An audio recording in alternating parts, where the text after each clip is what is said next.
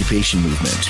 Antiwar.com has it all, from thorough foreign policy analysis to interviews with whistleblowers who used to run the military-industrial complex. Anti-war, pro-free market. That's antiwar.com. You're 6 minutes away from a live episode of Free Talk Live. Listen live at freetalklive.com. From Keene in the Shire, the Liberty Media capital of the world, this is Darryl W. Perry, host of FPP Radio News for Thursday, December 27th, 2018. Silver is trading at $15.17 per ounce. Gold is valued at $1,275 per ounce. Zen is trading at $6, and the average price of Bitcoin is $3,798. Antiwar.com reports making his first overseas visit to a war zone on Wednesday in Iraq, President Trump sought to downplay last week's announced pullout from Syria, saying it has been overstated and that U.S. troops could easily re-enter Syria whenever he felt it was necessary. In arguing that point, Trump said that the base he was visiting in western Iraq could well serve as a base for future invasions of eastern Syria, from which the U.S. is about to extricate itself. That base isn't the only one, with Iraqi officials reporting to Turkish state media that the U.S. is in the process of setting up two new bases in the far west of Iraq's Anbar province in Al-Qaim and Al-Rutbah, the two main border crossings into Syria. Trump's comments are likely intended to deflect the congressional backlash against the idea of not being at war with Syria by arguing that the U.S. could easily choose to suck itself back into the war at any moment. Zencash has changed their name to Horizon to better represent their transition from a cryptocurrency to a pioneering platform that protects consumer data. They're working towards the day when anyone will be able to build privacy-based applications on the Horizon platform and generate income from them. This will allow Horizon to bring thousands of real-life services to the community, services that provide freedom, utility, and privacy. Learn more at horizon.global and join the Horizon community, HORIZEN.global. UPI reports the former CEO of a drug company that produced an opioid painkiller agreed to plead guilty to bribing doctors to prescribe the drug, according to court documents filed on Wednesday. Michael Babik, the former president and CEO of Census Therapeutics Incorporated, will plead guilty to 1 count of conspiracy and 1 count of mail fraud for his role in organizing and issuing the bribes for doctors to prescribe patients with the company's drug Census, according to the documents. The documents state it was part of the conspiracy that the defendant and his co-conspirators intentionally bribed and provided kickbacks to practitioners in order to increase the sales of Census. Babik and other Census executives were accused of defrauding insurance companies through bribes, as insurance providers made payments to doctors without knowledge of the payments. Prosecutors said the bribes and kickbacks took multiple forms, including disguising them as payments for speaking events or hiring and paying salaries of office staff for certain targeted practitioners. Census was a liquid formulation of fentanyl applied under the tongue to provide pain management for cancer patients already tolerant to opioid therapy. The DOJ is seeking a January 9th plea hearing for the case. Born into a devastating world and raised among the crowd, the Cloudwalker assumes a new identity and begins the unrelenting quest for truth. In this epic journey, he discovers dark secrets about aspects of his previous life that he once trusted. Through the Journal of the Cloudwalker, he shares both the traumatic hardships and the eternal beauties of his experiences. Fueled in the beginning by his unsettling thoughts and emotions, he learns how to find peace with everything he has woken up to. Dear Society by the Cloudwalker is available from Amazon.com and all major bookstores. Reuters reports acting U.S. Attorney General Matthew Whitaker has incorrectly claimed in government documents that he had been named an academic All-American while playing football at the University of Iowa, according to a Wall Street Journal report on Wednesday. It said Whitaker made the claim in his biography on his former law firm's website and on a resume sent in 2014 to the chief executive of a now-closed patent marketing firm for which he sat on the advisory board. The Journal said the resume was included in documents released by the U.S. Federal Trade Commission last month. President Donald Trump named Whitaker to the position on November 7th, immediately after he ousted former Attorney General Jeff Sessions, whom he had criticized for recusing himself from an investigation into Russian meddling in the 2016 election. Whitaker had been the chief of staff for Sessions, a former U.S. attorney, and a conservative commentator. The Journal said Mr. Whitaker's name does not appear in the list of academic All-Americans on the website of the organization that bestows the annual honor, the College Sports Information Directors of America. It quoted a spokeswoman for the organization, Barb Barb Kowal as saying it had no record showing Whitaker was ever an academic All-American. A DOJ spokeswoman said Whitaker had relied on a 1993 University of Iowa football guide which had listed him as a GTE Division VII academic All-American. Assistant Athletic Director of the University of Iowa, Steve Rowe, said any confusion could be partly from how we listed him in our media guide. This has been FPP Radio News, online at fppradio.com. This is the Onion Week in Review. Gushing women voters announced Monday that they just can't help but feel an uncontrollable attraction to the sexist Republican Party. Saying they should know better but just can't resist the GOP's reckless neglect of women's health issues, smitten females across the country are reportedly driven wild by the GOP's blatant chauvinism. I can't say no to bold, misogynistic politicians who think their authority extends to my uterus. Whenever you vote for a Republican, you feel like you're doing something a little bit naughty. Top officials within the U.S. military acknowledged Wednesday that they were desperate to be given just one solid war they could really knock out of the park. Citing the recent string of messy, ambiguous military engagements in the Middle East, members of the Pentagon brass called for a conflict against a sovereign nation with a standing army and a clear-cut bad guy who employs conventional tactics and weaponry. No roadside bombs, no plainclothes militants hiding out among innocent civilians. Just a fair fight where two sides shoot at each other and someone wins. We're absolutely great at that. This is the Onion News Network.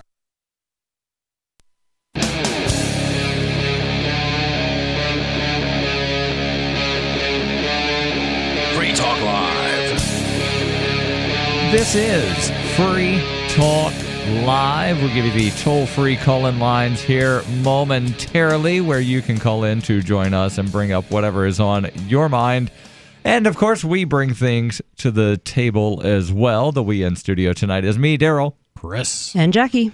And, Chris, you brought in something that is just absolutely ridiculous. Apparently asking somebody on a date, at least according to a conservative news outlet, is somehow a violation of Title IX? I think that's what they're claiming, yes. Yeah, so I started reading the 41-page summary judgment motion in this case, where there actually was a federal case on this. Because asking a girl out should be a federal case. Well, said no one ever. Let's actually get it. And I'm curious what National Review has to say on this. And then... How many times did he ask her out? That's why I said, yeah. Let's see what National Review says and see how well that meshes up with what I've read in about 2.5 pages of this 41-page filing. So if you've got that pulled up. I do. Would you like me to begin? Yes. I would like to begin. This is, again, from National Review. Student found to have violated Title IX. That's a federal statute, federal group of statutes, I guess, by asking... An entire title of them. A big chunk of them by asking another student on a date. This occurred in Missouri. A student at the University of Missouri was found to be in violation of Title IX because he asked another student out on a date and is physically larger than she is. That's an important point here because, you know, normally people have to be exactly the same height to date, or the woman should be taller. No. No. Okay. According to a deposition about the case, the male student was deemed to have violated civil rights laws and was guilty of sexual harassment. I apologize. I had an ad that sort of bumped up there because he asked a female student out on a date that she did not want. Why? Because he was bigger than her, and his, quote, physical size, unquote, meant that he was, quote, perceived to have power over her. The deposition gained some attention. I apologize. I've just got to really... You need to install ad block for a computer guy. For a computer guy. That's privacy focused. Right. I'm surprised you're not running an ad blocker. Too often I am. There's ad blocker on here, but for whatever reason, it's not catching this particular site, which seems to be rather nasty. According to a deposition about the case, the male student had deemed to have violated civil rights law and was guilty of sexual harassment. Yep, that's the paragraph. The deposition gained some attention after it was shared by Casey Johnson, a Brooklyn College professor, on Twitter. It's not clear from the document what kind of punishment, if any, the student faced for his violation, but the fact that an official even deemed what he did to be a violation is scary enough. Sexual harassment and discrimination are both very serious issues, and it's important to have policies in place to protect people from them. All right, so let me jump over into this. And after a series of these two people having interacted, he started sending her messages on social media. And messages plural. Yes, messages plural. At an event, he asked her on a date, and she said, "I'm busy," and he sent more messages, and she responded on April 18th, 2016, with the following. "Jeremy, I really appreciate your feedback about my class and choreography, but these messages are getting excessive. I think our friendship needs to remain in the professional setting. Many of the things you say, like that Instagram comment, for example, is over the top, and I wouldn't be comfortable hanging out outside of my places of work." So he's a total creeper. That's what it sounds like. He asked her on a date. She said, "I'm busy," and so then he just starts barraging her with messages on social media, and she's like, "Dude, knock it off." Oh, we know some people like that. And then he responds by sending her a very lengthy message apologizing, but then saying, "Well, I thought you were interested in me, and I thought that you had agreed to a date, that it just wasn't going to be this week because you were busy this week." So this guy has no ability to read social cues whatsoever and is basically harassing and creeping on this poor girl. And then it goes on to say be fair that it's very difficult to read social cues. Very difficult for some people to read social cues in the written word. It sounds like they met one time, but most of this communication seems to be... No, they interacted on the regular. They interacted in person numerous times. Right. And he asked her on a date, in person. And she said, in person. Right. She said, "I'm busy." Right. And then he starts barraging her with messages on social media. Okay. And she says, "Knock it off." And then he started showing up to all of her dance classes. Okay. Signing up for dance classes. Were they in the same dance class? Yeah, he's stalking her at this point. Yeah. So from what I'm reading, about 2.5 pages in, is she basically made it known that the contact was unwanted, and he continued. Okay. Yeah, so that actually is sexual harassment and stalking. So you go for this clickbaity headline, "Oh, he gets a Title IX violation for asking a girl on a date," but it wasn't. It is from like uberconservative.conservative. Yeah, I know. So if he'd asked her on a date and that was it, then that would have been it. It isn't that he asked her on a date; it's that he asked her on a date, harassed her on social media, stalked her in person, and generally sounds like he was a total creepazoid. Well, that may be the case, but I do think we've brought up a number of cases where it wasn't quite so creepy, it wasn't quite so anything, and I have no way of telling because I didn't see their interaction. What Darryl is reading is what the testimony was from her, I assume. The evidence? Yeah, this filing in the District Court for the Western District of Missouri, Central Division. This appears to be filing by the plaintiff. Right. Okay, but if he's showing up at her classes, there's witnesses, so... Why would she be claiming something that other people could easily verify whether or not it happened or not? Like, why would she lie about that? Because they can just call in the witness, like, did he show up at class? Yes, he did. Like, if she was just claiming he was following her around and nobody else saw him doing it, okay, maybe she could plausibly be lying. Who knows? But if she's like, he kept coming to my classes, like, she knows they can just call a witness to verify that. Rather, and for some reason, this is backward. Jeremy Rolls is the plaintiff, the university is the defendant.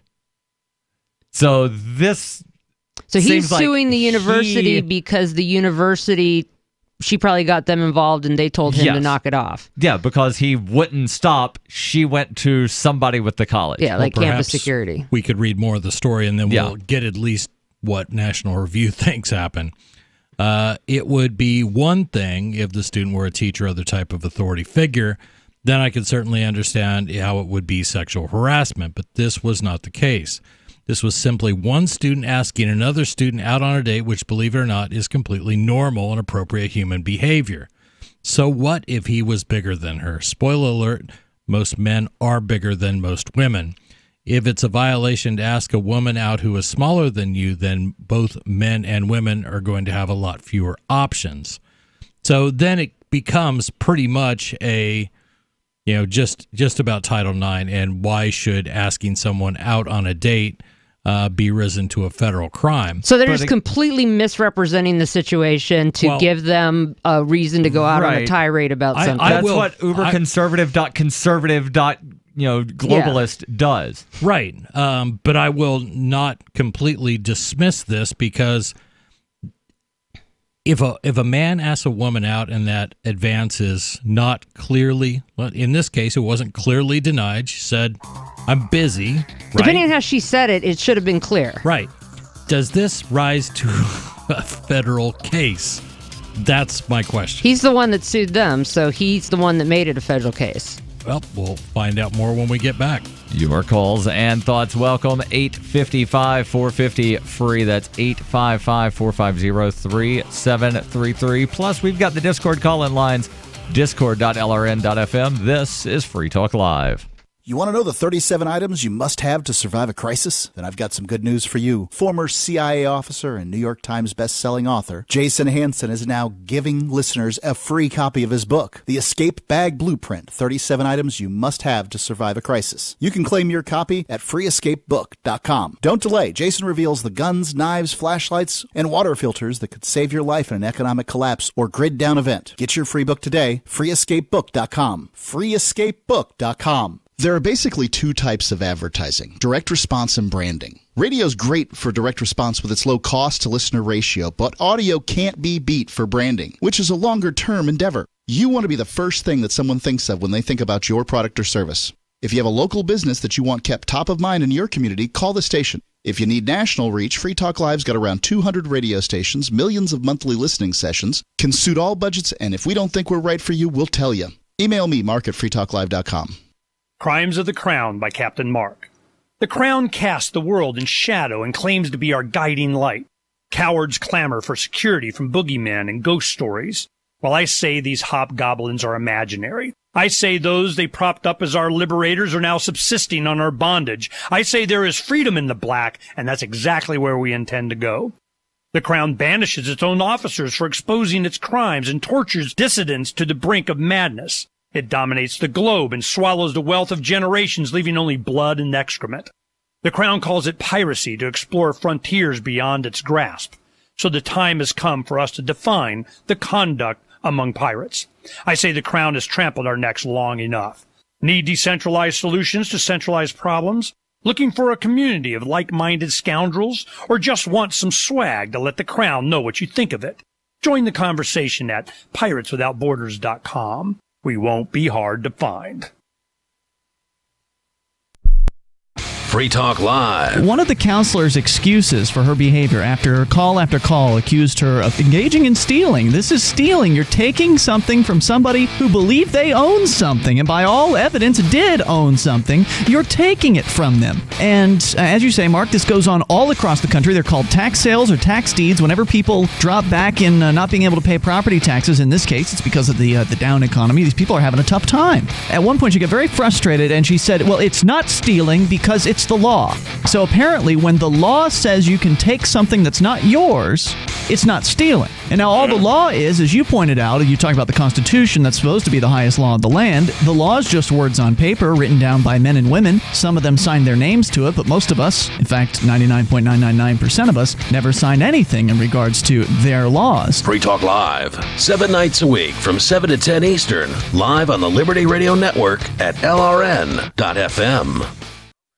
So you've heard all 3 hours of the latest episode of Free Talk Live, and you're still hungry for liberty-oriented audio content? Did you know that we have another 24/7 audio stream at LRN.FM? The Liberty Radio Network airs the latest episodes of some of the best liberty-oriented podcasts on the internet around the clock. In addition to recorded content, you'll also hear live shows like Free Talk Live, originating from our Keene, New Hampshire studio. So listen anytime at LRN.FM. That's LRN.FM.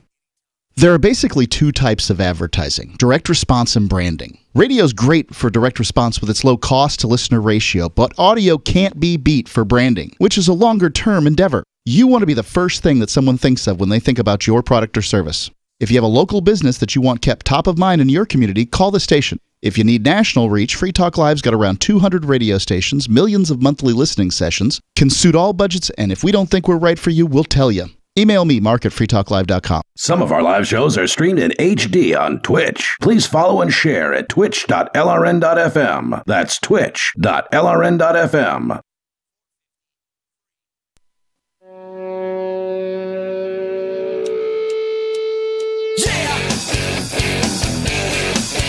This is Free Talk Live.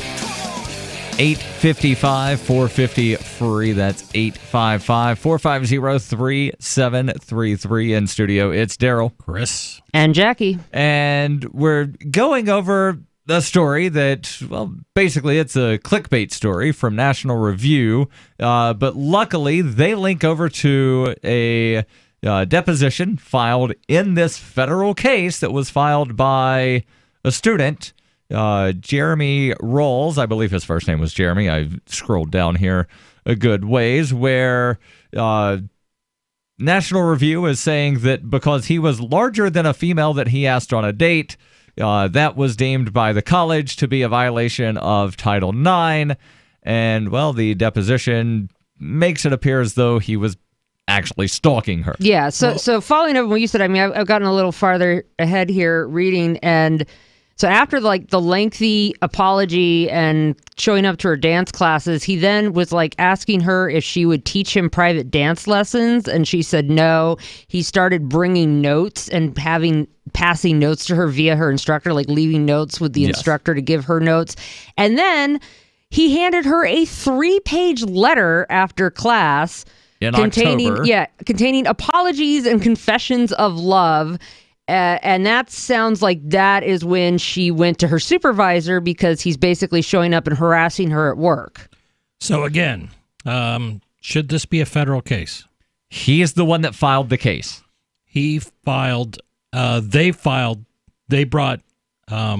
They suspended him. School disciplinary action against him. They suspended him. He made it a federal case. Gotcha. He literally made this a federal case. So they were handling it internally. Right. A couple things about this, if you read further into it, and they talk a little bit about what his case is this isn't even being applied fairly, this idea of sexual harassment. There were 2 other students, and this gentleman is black. Yep. And the student who was harassed, it sounds like, was white. 2 other individuals who were also white were also brought up during this court case and did not receive near the penalty that he did. The question is was their conduct any worse than his, or any better than his, or whatever you want to say? Yeah, I mean, there he has, if there really was disproportionate treatment of him relative to white students and there wasn't substantial differences in the case, then he may have a legitimate complaint there of racial discrimination. Right. But without looking at those other cases, we don't know if they went full-blown creepy McCreepazoid in those cases like he's done to this woman here. He's showing up at her work every day. And what gets listed as creepy is somewhat in the eye of the person that is being creeped upon. Correct. Right? So there's the classic movie, I forget what movie it is, but the guy shows up outside holding the boombox, right, playing some love song, and then the woman winds up ditching her man and goes out and I always loved you. She told him multiple times he was making her uncomfortable, and he continued. Like, he knew she perceived it as creepy because she told him he's crossed the line, he's making her uncomfortable multiple times. It was when he ignored all of that and kept coming to her work and passing notes through like the other instructors, and then gave her a 3-page confession of love that she finally took it to the university because the guy's not leaving her alone. Right. And guys like this routinely kill women. Do they? Yes. Okay. That happens a lot. Routinely. Yes. Routinely. Yes. Like this woman's still alive. Yeah, but a lot of other women are dead. Okay. Yeah. Should this rise to the level of a federal crime? Is this what we have come to? He's the one that made it a federal case. Either case. Why is this in federal court? If he brought it there, then why is there even discussion? Why is this not something that is handled at the university level? The university was trying to handle it at the university level. He filed the federal lawsuit against them. But did they not come back and say the reasons why we are bringing this against you is because you are larger than her? No, they listed a whole bunch of things, that was one specific thing that the National Review author picked up on and focused on, even though it wasn't a focus of the case. They're just National Review is just flat out misrepresenting the entire case to the point of which they're effectively lying. Have you read I the am entire reading through thing? it. I'm on about page 17. Yeah, it's about page 17 or 18 where there's some kind of hearing where questions about someone being larger than someone else is brought up. And that's my question is that a standard, regardless of how clickbaity the title is, if you have the university looking at this case saying, well, obviously he has power over her because he is larger than her. Yes, that's a disparity of force. When I took my defensive handgun classes, they pretty much said, and this is all taught by like current and former cops, now they're referencing Washington state law, but they're like, yeah, as a woman, you can shoot a guy in self-defense and it's considered justifiable homicide because there's an inherent disparity of force between men and women because of men's larger size and increased and body upper body strength. Whereas, like, if a dude and a dude confronted each other and the guy shot the guy, it's going to be investigated a lot more because you could have handled it without using a gun, is the idea. We're here in the studio, and we have Matt in here also. I think, Matt, I describe you as a bigger guy. Yeah, he is. You are. He's very tall. Over 6 foot, right? If you're watching the webcam on twitch.lrn.fm. It's the knees you can see just sort of out at the edge of the frame. You can kind of, if Matt stands up, you can see that he's a fairly large guy. But yeah, if he stands up, you can't see the top of his head because he is a fairly large guy. Right. I'd stand up on my chair and be about as tall as he is. But the question is, Matt, I mean, and I'm not asking you to get on the radio, but have women, God, I don't even know how to put this. Do you feel like you're in a position of power over women when you just give a thumbs up or thumb down? Oh, no, I'll hand him the mic. In my experience, I think it's always the big guys who are the least likely. In my experience, the little scrawny guys, usually the real scrappers, and the ones that tend towards, us big guys were slow-moving behemoths, So, yeah, I think the disparity of force, is that what they're calling it, disparity of... That's what I called it. That's what they called it in my defensive handgun classes. Yeah. They do mention a power dynamic, but that's not even the first question. The first question was, in your findings, do you believe he posed a danger of physical or sexual assault? And the answer was, I wasn't asked to make that determination.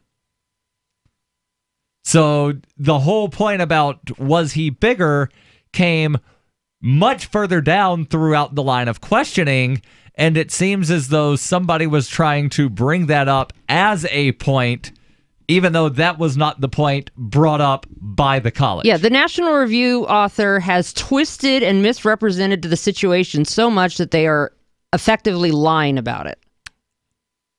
It was one line, it was a couple questions, it was not the focus of the investigation or the cause of the complaint. It was the dude was harassing her over and over again. And talking about, like, women getting murdered, the gun rights pages on Facebook were just posting all this article about a woman who was just recently murdered saying, this is why you can't count on the police to defend you. She went to them over and over for 2 weeks, and then he killed her. Your calls and thoughts welcome. 855-450-FREE. That's 855-450-3733. Your thoughts on this or whatever is on your mind. Oh, yeah, plus we've got the Discord call-in lines, discord.lrn.fm. The United States of Empire is a book that claims the United States is the empire of the world. George Washington had warned us against foreign wars. The United States of Empire shows that World Wars I and II left England broken. Its former colony, the U.S., had to save the empire. Was there ever a vote? Who do we fight for? The deep state began with World War I. The United States of Empire by James Dunn. Available at Amazon Books. Silver has always been nature's very own antibiotic, and only one system allows you to produce an endless supply of nano-sized silver solutions right from the convenience of your home. Silver Lungs. With the addition of our unique lung delivery system, respiratory infections are targeted directly, where traditional oral administration simply cannot reach. This pioneering method also preserves the original particle sizes and delivers your silver solution directly into the bloodstream. See the Silver Lungs generator and lung delivery system at silverlungs.com. That's silverlungs.com. Is spreading the message of liberty, cryptocurrency, and peace around the globe worth $2 per month to you? As you may already know, in addition to our internet feed, LRN.FM broadcasts on free-to-air satellite across North and Central America, as well as Sub-Saharan Africa. And we've been available on satellite for free 24/7 since 2010.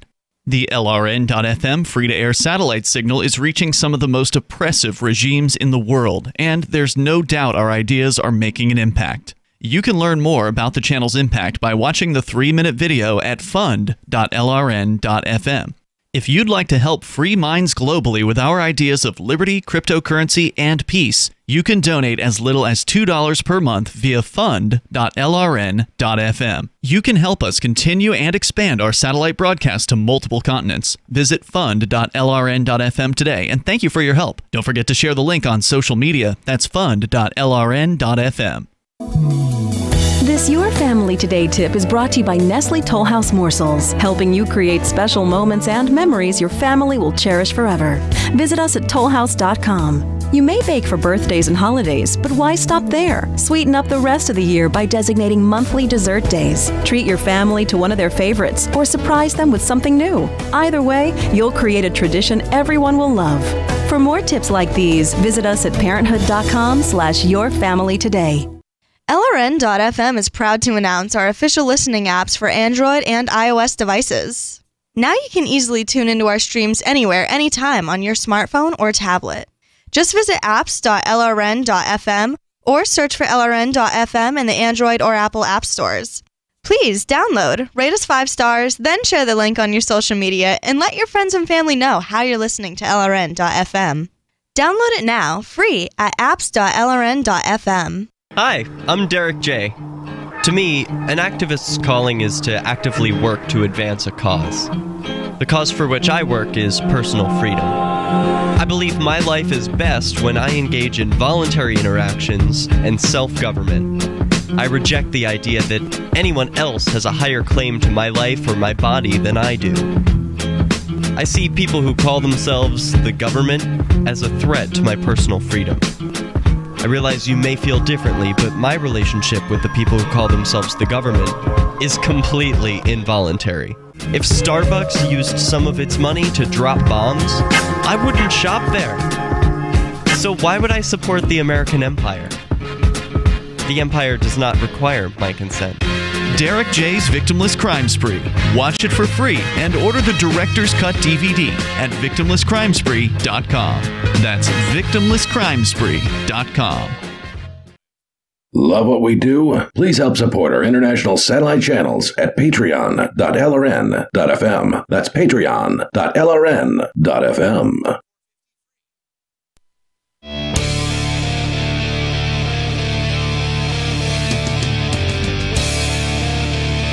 This is Free Talk Live, 855-450-FREE. That's 855-450-3733. Plus, we've got the Discord on-air call-in lines available over at discord.lrn.fm. We'll get back into this story, plus your calls and thoughts here in just a second. But I want to make sure that I tell you that Bitcoin.com is delighted to announce their latest partnership with the gift card specialist at eGifter. With many of the world's leading brands on their roster, it's now easier than ever to get the gift cards of your favorite brands with Bitcoin Cash, BCH. To get started, just follow these simple steps. Visit giftcards.bitcoin.com. Pick the gift card you want and make sure that the gift card that you want is available in the country where you live. Then follow the instructions on screen and make your payments using your Bitcoin Cash wallet. Sit tight, and your gift card will be delivered to you as soon as it's ready. That's giftcards.bitcoin.com. And they do have hundreds available. Not going to read the entire list, but I'll tell you some of the more popular, bigger names. How about Applebee's, Domino's, Home Depot, Uber, Hotels.com, Nike, and hundreds more. That's giftcards.bitcoin.com.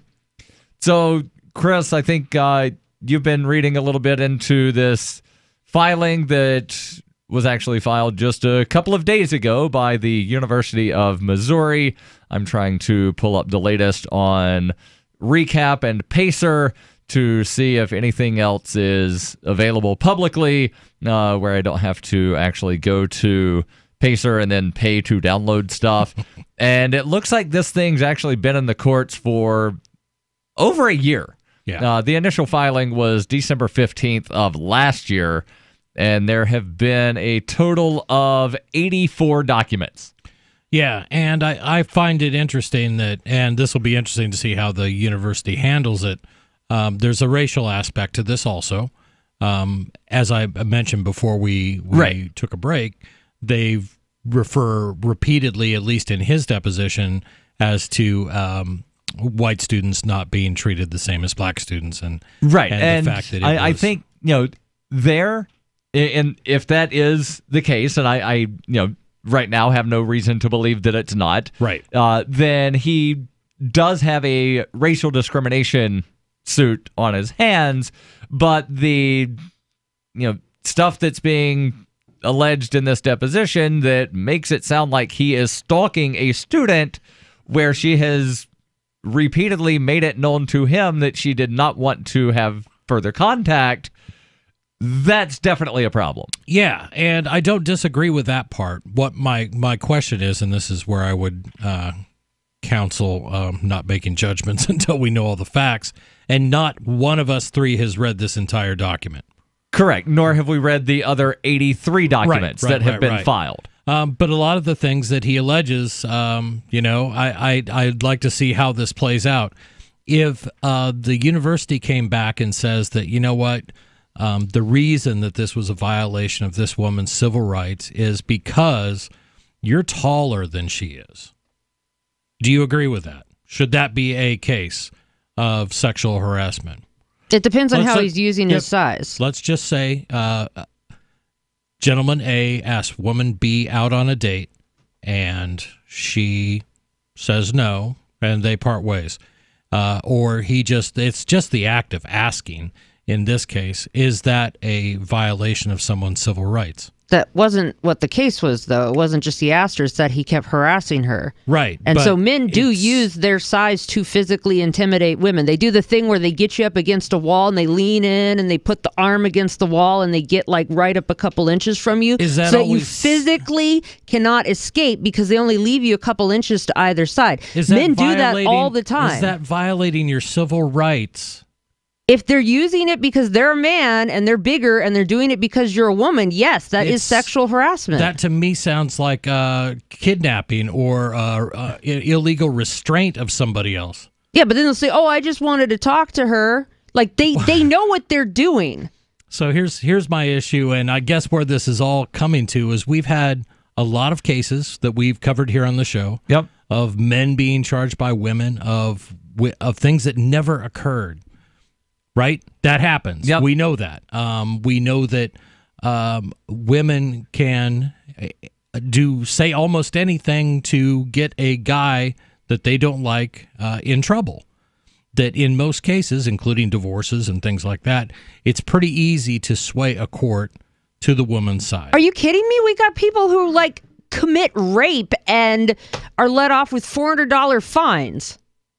And you've never had anybody get charged improperly, a man get charged improperly? It happens a lot less often than men raping women and getting away with it. Do we know you state these things as they're facts? Yes, we dug all this stuff up during the Kavanaugh hearings, what the actual instance was of false accusations versus the actual number of rapes. Right. And the number of rapes in which, you know, they try to prosecute and they fail, and then there's stories like almost every single week about, oh yeah, well, they're like, okay, well, we're just giving you a slap on the wrist for kidnapping and raping this woman because we don't want to ruin your life. Like, it's not treated as if it's a real crime if it's against a woman. And it depends on who the man is. If they are rich and powerful, they're going to have a better chance of getting off. That's the American justice system. Right. And sadly. I don't disagree with that. But what I'm saying is things that may be perceived as hostile or sexual harassment by one party may not have been perceived that way by the other party. Now, in sexual harassment, it is pretty much, and I'll say this is in the corporate world as well as in just the regular world, if you've made the accusation, that's pretty much 99% of it. The facts don't really matter after an accusation has been made. It makes it, that's in the court of public opinion. Right. But in the court of law, it's going to be different. How different? Well, that's the part that I'm getting at. Right. Is it really difficult to get, if you are somebody who does not have the means to fight off that kind of a challenge, is the court of public opinion or just the newspaper article enough to sway it? Right. And, that's where organizations like the Innocence Project come in, to where, unfortunately, it's generally several years later where they find out, oh, there is DNA evidence proving that this person that was convicted was not even at the scene, let alone actually did the thing. Right. So, there is something akin to justice, but it's not actual justice, if that makes any sense. Right. And there are a lot of women that, for a variety of reasons, are afraid to come forward with, reports of rape, because how many times have we read reports of woman goes in and then is raped by the police? There are numerous reports out of the military of women that report a rape to their supervisor only to be raped by the supervisor that they reported the rape to. The lady who accused Brett Kavanaugh is still getting death threats, and I don't know if she's even been able to return home. Now, yeah, and I didn't follow that case at all, thank God. Yeah. But I guess that's my real question. And in any case, should sexual harassment be raised to a federal crime? And you can say he brought the case, but right, he was not charged with a federal crime. Right, but there was an internal handling within the university. He was suspended. He didn't like how that went, and then he filed the federal case. Yeah, right. So he sued them because he didn't like being suspended. Does Title IX cover sexual harassment? I've not read Title IX. Okay. So in that case, I mean, that to me is part of the question. What do we need if we have sexual discrimination? Are we protecting against any possible dating scenario that could go wrong, or any case where a man puts his arm on a wall over a female? I just don't get that part. But in this case, it's like women don't go and say, oh, he harassed me, arrest him because a guy does this to you once. It's a pattern of behavior. 855 450 free. This is Free Talk Live.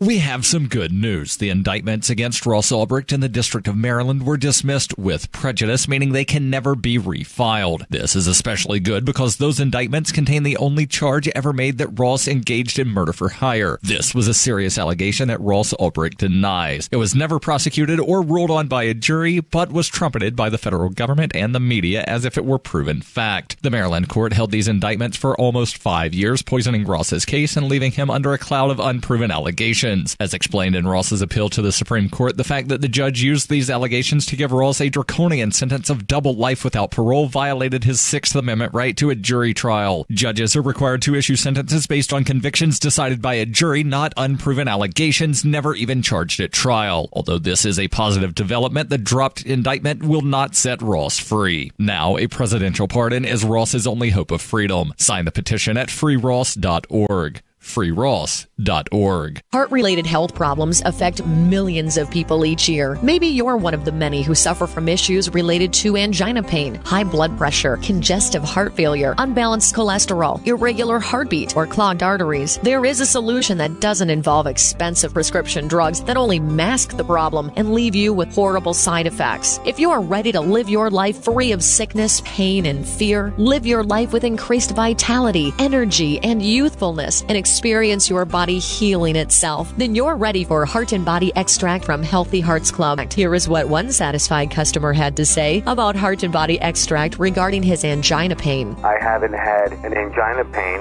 since I've been on it. The Heart Body Extract is just so great. I thank God that I was led to this product that's doing so much for me and that can do so much for other people. Call to order your 2-month supply of Heart and Body Extract today. Call 1-866-295-5305 or go to hbextract.com. On Free Talk Live, we're bringing people to the ideas of liberty every day. From wrestling superstars like Glenn Jacobs. You guys really are having an impact, I believe. Like I said, a lot of where I am now is due to listening to Free Talk Live. You changed my mind on some very important issues years ago. To random people tuning in on the radio. I was kind of stuck in the left-right paradigm. I heard your show by chance on a Saturday night. From there, I went on, joined the Free State Project, and become an amplifier. So, I mean, that's really the reason why I amp is because I know that if it wasn't for you guys being on as many stations as you are, I never would have found the ideas of liberty. Your amp will directly change more lives by getting Free Talk Live in front of people looking for talk radio online and on the air. When you amp Free Talk Live, you get perks like access to the AMP-only Facebook group and AMP podcast. Visit amp.freetalklive.com. There are lots of ways to listen to Free Talk Live. Our podcast has been around since podcasts began, and now the FTL feed is loaded with content besides our full show archives. Did you know that we make it easy for you to customize your podcast subscriptions? We have different feeds, one that includes only our full shows, one with just the Daily Digest, and one with just the Edgington Post. You decide what you listen to. It's quick and easy to customize your feeds at feeds.freetalklive.com. That's feeds.freetalklive.com. What do you shop for that you could otherwise buy at Amazon? Pretty much everything, right? Amazon has competitive pricing and they deliver, and that's a big plus. If you could plan ahead in your shopping, would you be interested in saving up to 33%? There's a catch. You have to do your shopping in Bitcoin. But imagine those savings. It's like a huge raise. All you have to do is go to saveitpurse.com. We've saved thousands, and you can too. Plan ahead and save. Saveitpurse.com. Now you can follow LRN.FM on the decentralized Mastodon social media platform at toot.lrn.fm, toot.lrn.fm.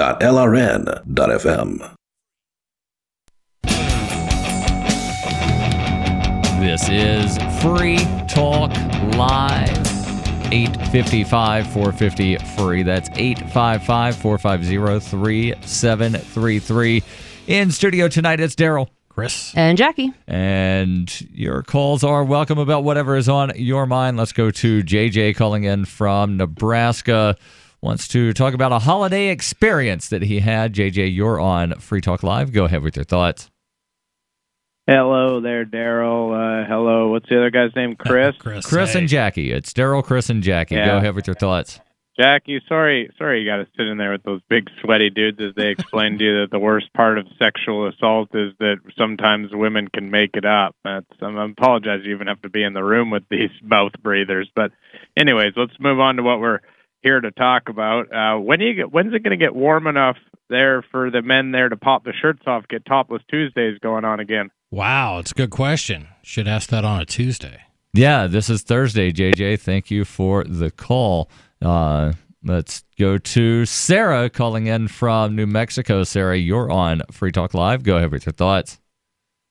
Yes, I just want to mention that the network marketing company, nobody ever heard about it. No, people have heard about network marketing companies for a long time. They've been around for a while. They used to be called pyramid schemes, and then they got called multi-level marketing, and now it's called network marketing. There's probably going to be another term for it in about 5 years after everybody realizes that network marketing is a scam. Yeah, they as soon as one term it becomes a known scam, they invent a new one. No, what I meant is that the company with the galactose molecule, that particular company, that one I'm talking about, nobody heard about it because the big pharma, they shut them down. Most people have never heard of a galactose. Sarah, are you just calling in to give this company free advertising? Because if so, you should probably talk to Mark and let them buy actual ads. Yeah, and find somebody that uses the internet, and they can send Mark an email, mark@freetalklive.com. But see, one of the problems, and Sarah, thank you for the call, one of the problems with a lot of these pyramid schemes, network marketing, multi-level marketing things, is part of the contract is you're not allowed to purchase advertising for your thing. They force you to only do word of mouth, which is why these companies aren't running ads on TV. They're not running ads, a lot of them, on radio. Now, there certainly are a handful where they encourage radio hosts to sign up and then promote it on your radio show. But Free Talk Live is not one of those shows that gets into multi-level marketing schemes. Not yet. I liked it better when she called us up to Google things for her that weren't like some MLM she fell for. I feel bad for her because I think whoever is selling her this crap is taking advantage of a mentally confused woman. Right. So about a third of the calls, and Jackie, you're fairly new to the show, and there probably are other people that are new as well. About a third of the calls from Sarah are her asking us to Google stuff, or she heard something partially on the radio that she's confused about, and she calls in as if though she's got breaking news, and then it's not at all the thing that she heard.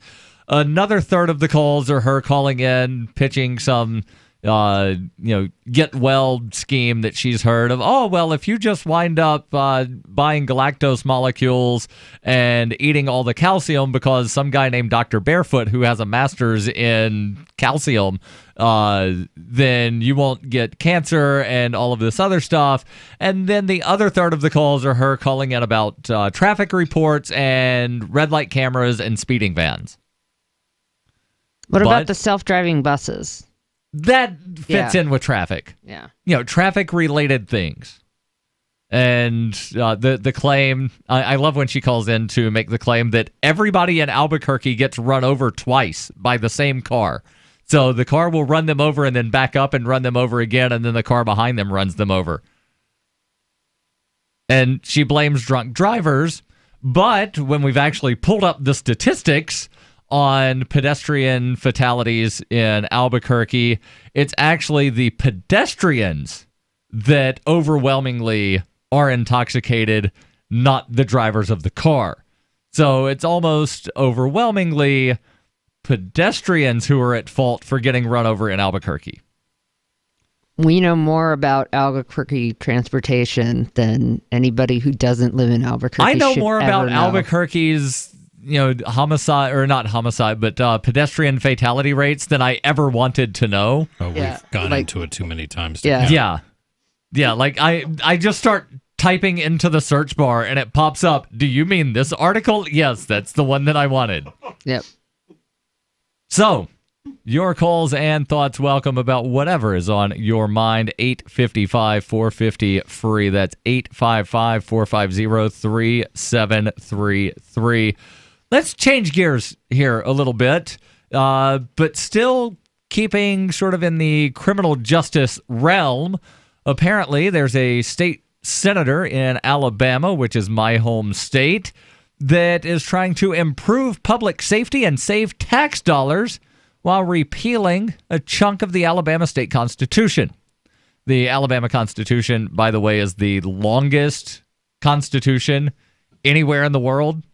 and it has been amended, as I understand it, more times than any other government document. Wow. Ever. Senator Cam Ward is sponsoring a bill that would remove more than 700 sections of Alabama code that restricts the jobs that people can get after prison. Ward said we have over 783 places in the Code of Alabama that places restrictions on people from getting an occupation, getting a job in a profession, and it all goes all across the spectrum. Just because someone committed a crime one time, now they're no longer able to get a job. Right now, restrictions range on jobs from water meter readers to karate instructors. Ward said the whole idea when someone gets out of prison, we want them to get a job, we want them to pay taxes, we want them to be productive citizens and not a public safety risk. Frederick Sherrill understands how difficult the job search can be after prison. He got out of prison in September after serving time for a crime committed as a teenager. He says, my crime was armed robbery. I did it 15 years, or rather I did 15 years, day for day. In prison, he said he worked hard to get his GED and learned refrigerator and air conditioning skills, but the job search has been a challenge. He says it's hard when you get released from prison after doing a lot of time and you're trying to do the right thing in society and being a law-abiding citizen, and there are constant roadblocks. The Foundry is helping Cheryl and others re-enter society, and now Ward's bill could also help. Ward says some of the sillier things, for example, if you've ever been to prison in Alabama for anything, you can never be a karate instructor. You cannot even get a license. That's a stupid law. It's just government run amok. Ward says many jobs are affected. You can't be an engineer. You can't be a certain pharmacist, line workers, utility workers. You can't even be a water meter inspector.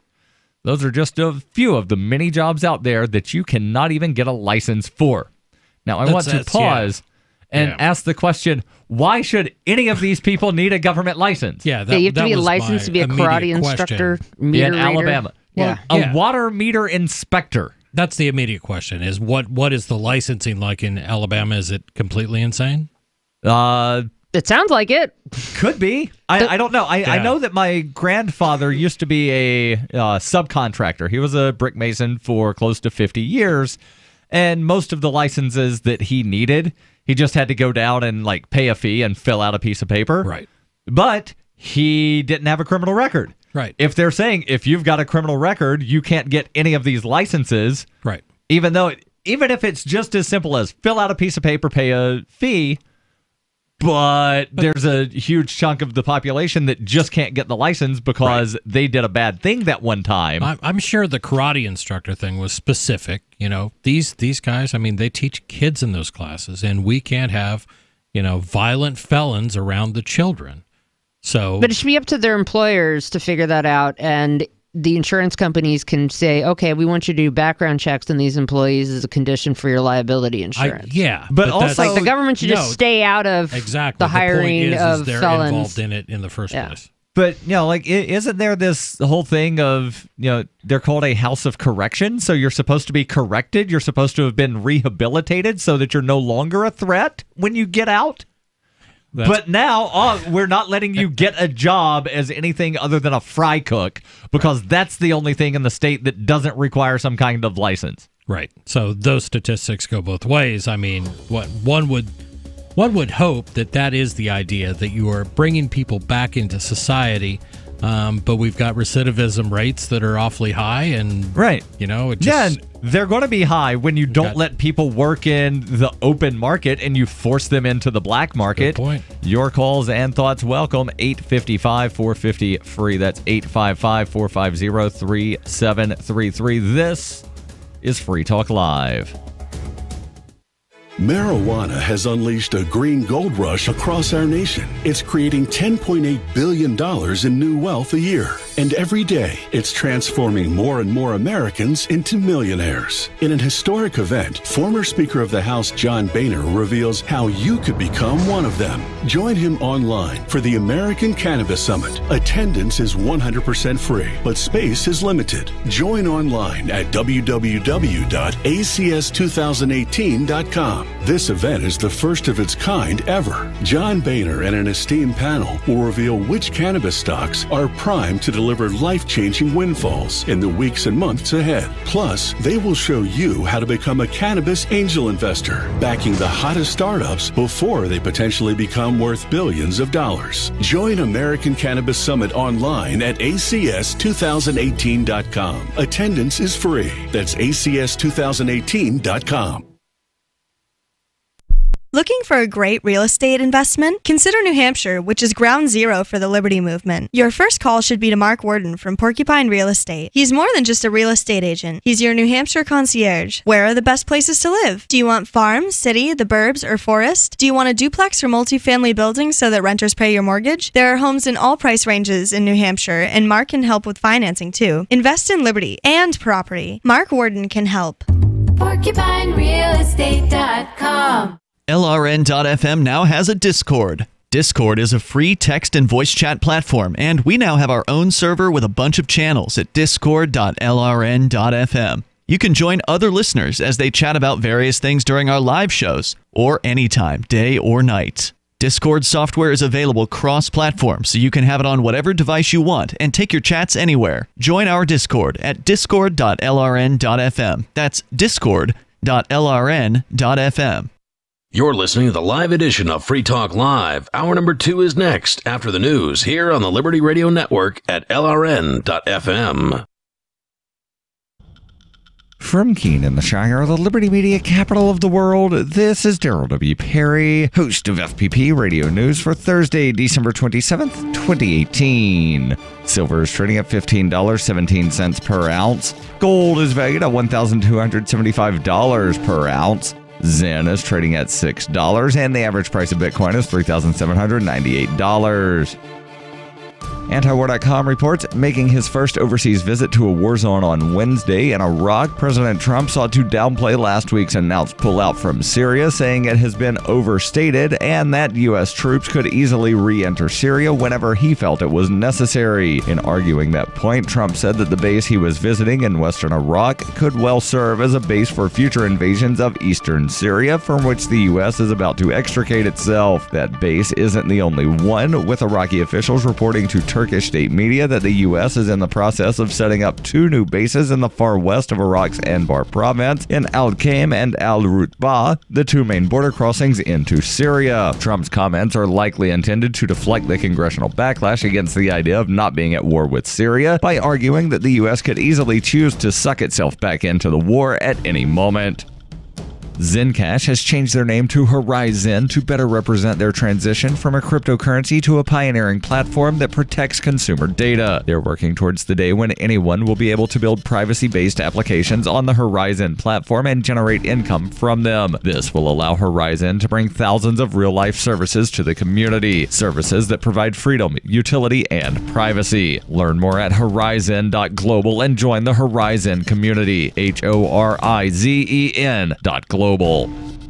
UPI reports the former CEO of a drug company that produced an opioid painkiller agreed to plead guilty to bribing doctors to prescribe the drug, according to court documents filed on Wednesday. Michael Babik, the former president and CEO of Census Therapeutics Incorporated, will plead guilty to 1 count of conspiracy and 1 count of mail fraud for his role in organizing and issuing the bribes for doctors to prescribe patients with the company's drug Census, according to the documents. The documents state it was part of the conspiracy that the defendant and his co-conspirators intentionally bribed and provided kickbacks to practitioners in order to increase the sales of Census. Babik and other Census executives were accused of defrauding insurance companies through bribes, as insurance providers made payments to doctors without knowledge of the payments. Prosecutors said the bribes and kickbacks took multiple forms, including disguising them as payments for speaking events or hiring and paying salaries of office staff for certain targeted practitioners. Census was a liquid formulation of fentanyl applied under the tongue to provide pain management for cancer patients already tolerant to opioid therapy. The DOJ is seeking a January 9th plea hearing for the case. Born into a devastating world and raised among the crowd, the Cloudwalker assumes a new identity and begins the unrelenting quest for truth. In this epic journey, he discovers dark secrets about aspects of his previous life that he once trusted. Through the journal of the Cloudwalker, he shares both the traumatic hardships and the eternal beauties of his experiences. Fueled in the beginning by his unsettling thoughts and emotions, he learns how to find peace with everything he has woken up to. Dear Society by the Cloudwalker is available from Amazon.com and all major bookstores. Reuters reports acting U.S. Attorney General Matthew Whitaker has incorrectly claimed in government documents that he had been named an academic All-American while playing football at the University of Iowa, according to a Wall Street Journal report on Wednesday. It said Whitaker made the claim in his biography on his former law firm's website and on a resume sent in 2014 to the chief executive of a now-closed patent marketing firm for which he sat on the advisory board. The Journal said the resume was included in documents released by the U.S. Federal Trade Commission last month. President Donald Trump named Whitaker to the position on November 7th, immediately after he ousted former Attorney General Jeff Sessions, whom he had criticized for recusing himself from an investigation into Russian meddling in the 2016 election. Whitaker had been the chief of staff for Sessions, a former U.S. attorney, and a conservative commentator. The Journal said Mr. Whitaker's name does not appear in the list of academic All-Americans on the website of the organization that bestows the annual honor, the College Sports Information Directors of America. It quoted a spokeswoman for the organization, Barb Kowal, as saying it had no record showing Whitaker was ever an academic All-American. A DOJ spokeswoman said Whitaker had relied on a 1993 University of Iowa football guide which had listed him as a GTE Division VII academic All-American. Assistant Athletic Director of the University of Iowa, Steve Rowe, said any confusion could be partly from how we listed him in our media guide. This has been FPP Radio News, online at fppradio.com. Shortly after being fired from his coding position at a downsizing tech firm, 34-year-old Irvine native Sam Morrison told reporters Monday that he believed he had finally achieved the sort of work-life balance for which he has long strived. Ever since I got fired, it just seems like my whole entire routine is just clicking. I go for jogs in the afternoon, spend nights with my wife and kid. I'm even cooking more. Everything just feels right. Morrison, who since his termination has found time to pick up reading again, eat a healthy diet, and sleep more than 5 hours a night, noted that his unemployment has allowed him to find a level of harmony in his personal life that he never before thought possible. For a while there, I thought that I was going to spend the rest of my life constantly worrying about getting to the office on time and pleasing my boss. Outside of the late payments on the house, the mounting credit card debt, the rapidly depleting savings, my life is essentially stress-free. I honestly couldn't be happier. This is the Onion News Network.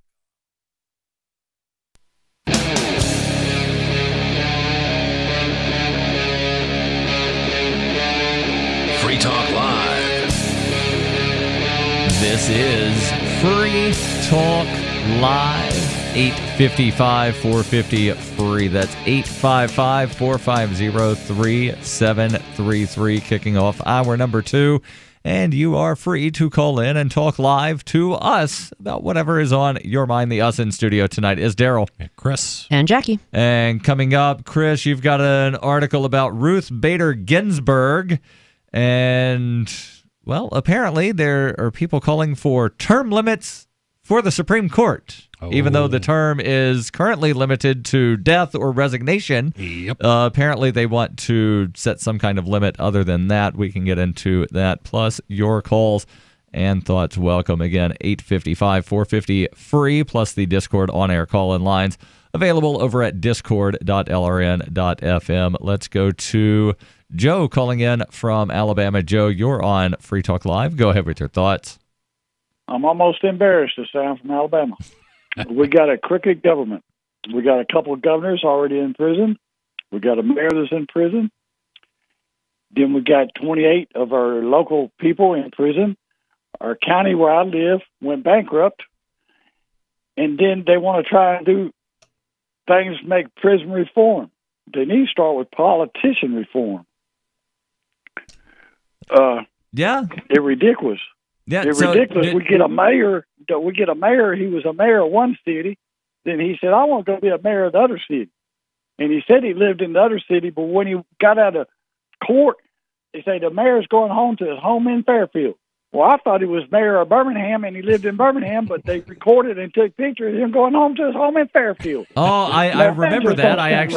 I ran for governor against him back in, I think it was 2007, and there was a court case to determine where he actually lived, whether or not he was properly domiciled or resident in Birmingham. And as part of the evidence that he presented to the court for his claims that he lived in Birmingham was receipts for all of this furniture that he bought for the apartment that he rented. And when asked why he bought new furniture, he said, well, they don't allow pets, so my wife is staying in Fairfield with the dogs.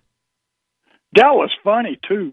Well, what was funny, when he get out of court, he go to his home in Fairfield, right, but he's the mayor of Birmingham. Yeah. That made no sense. Yeah. So as far as politician reform goes, do you have any suggestions on how we can reform either how people get elected or just reforming who gets elected? I think it'd be who gets elected and how they get elected. Now, we've had some campaign issues. Of course, the president, he involved in that too, but like Guy Hunt, they kicked him out because the money went from Republic. I don't remember how he did his ball that night when he got elected, but he said they took the wrong money from the wrong account. So then they kicked him out of office. But a lot of that stuff I think is petty.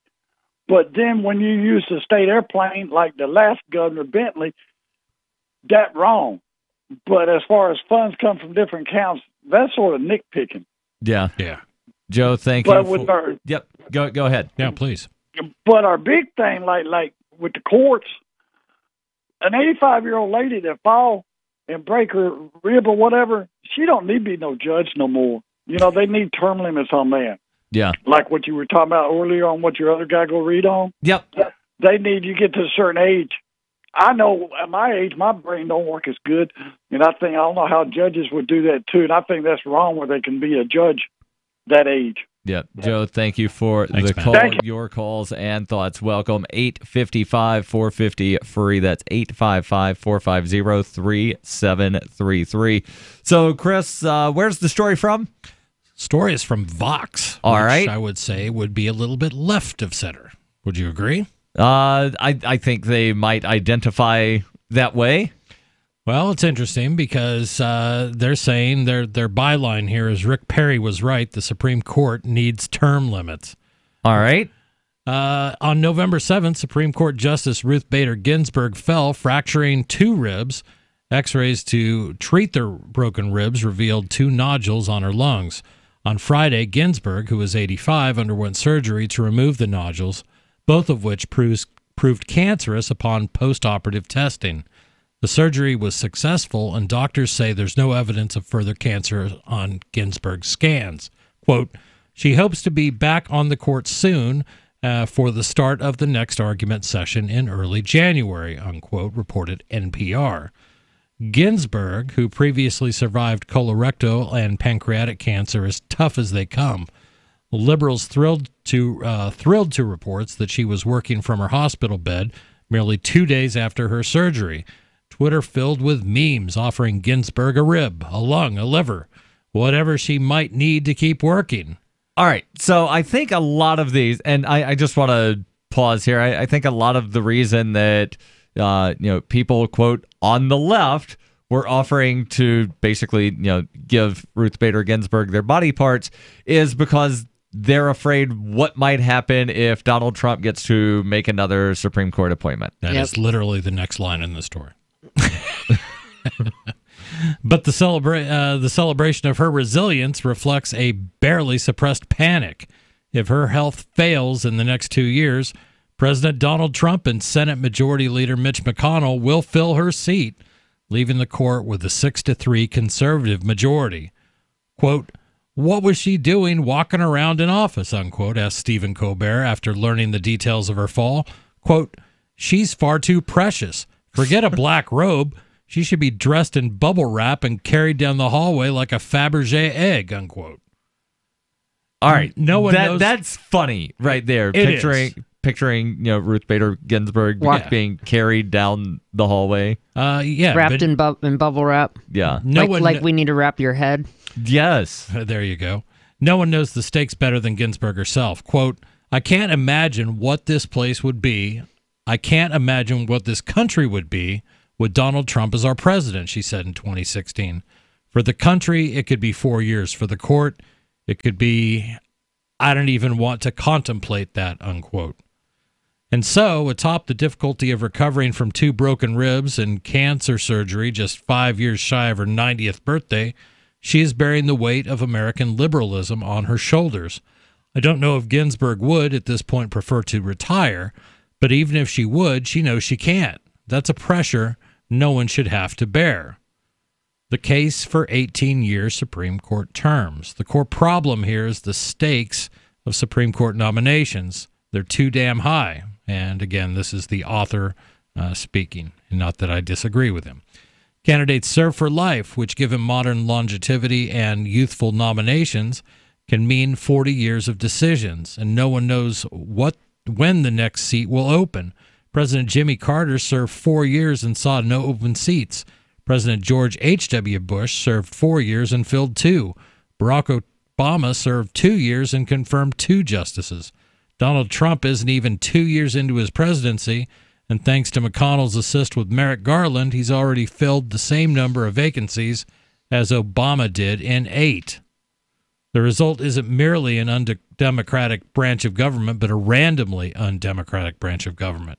And that randomness and the stakes of seeing it play out in your side's favor turn Supreme Court nominations into blood sport. In practice, the Supreme Court decides how elections are funded, whether abortions are legal, whether millions of people will continue to have health care insurance. If legislators and activist groups see its composition as a matter of life and death, that's because it often is. This is why in 2016, McConnell refused to consider any of President Obama's nominations to fill the vacancy left by Justice Antonin Scalia. Right, and part of that was this claim that, we can't appoint or vote on a judge during an election year. Right, that never happens before. Well, it has. It has, repeatedly. But if you go back and you look, it's very rare that such a confirmation happened during a presidential election year. Right. And a lot of people like to call it the Biden rule because Joe Biden said something in 1992, even though there were no votes on judges. There were not even any vacancies to be considered when Joe Biden said we shouldn't do this during presidential election years. Every once in a while, if Crazy Joe isn't saying something else, you got to give him credit for saying something. This is Free Talk Live, 855-450, free. And not to mention the shedding, I would vacuum the carpet 3 times a week. Frodo was scratching all night long, bouncing on the side of the bed, keeping me awake the whole entire night from all the scratching and chewing. It kind of makes you neurotic. Does your dog itch, scratch, stink, or shed like crazy? Mounds and mounds of fur all over the place. Come to Dinovite for help. DINOVITE.com. If you want the dog to be healthy, you got to feed it something healthy. Dinovite is nutrition. The omega-3 fatty acids. Flaxseed, zinc, alfalfa. Our vitamins and enzymes replace the nutrients cooked out of most commercial dog foods. He gobbles it up. He's not up all night scratching. His shedding is minimal, and it is such a pleasure to have my calm, relaxed, non-shedding puppy back. And I have to thank Dinovite for that. Don't let your dog itch, scratch, stink, or shed like crazy. Come to Dinovite for help. 859-428-1000. 859-428-1000. DINOVITE.com. Hello, I'm Mike Lindell, the inventor of MyPillow, and like all of you out there, I had problems sleeping. Pillows would go flat, I would flip-flop all night long, I would wake up with a sore neck, maybe a headache, or feel like I needed a nap even though I slept 8 hours. When I invented MyPillow, I wanted it to where you can move the patented fill to give you the exact support you need as an individual, regardless of sleep position. MyPillow will get you into that deep sleep faster, and you will stay there longer. It's not about how much time we spend in bed, it's about how much of that quality sleep we get. I do all of my own manufacturing right here in the United States. I have a 10-year warranty. You can wash and dry MyPillow, and I give you a 60-day money-back guarantee, so you have nothing to lose. And here's Mike's best offer ever. MyPillow is now offering 50% off their 4-pack special plus free shipping. Go to MyPillow.com or call 800-9 951-5617 and use promo code FTL. That's 50% off plus free shipping. Don't delay. Order now. The Free State Project has reached its goal of 20,000 liberty lovers who've pledged to move to New Hampshire and get active to achieve liberty in our lifetime. Perhaps you're trying to figure out what part of New Hampshire should be your destination.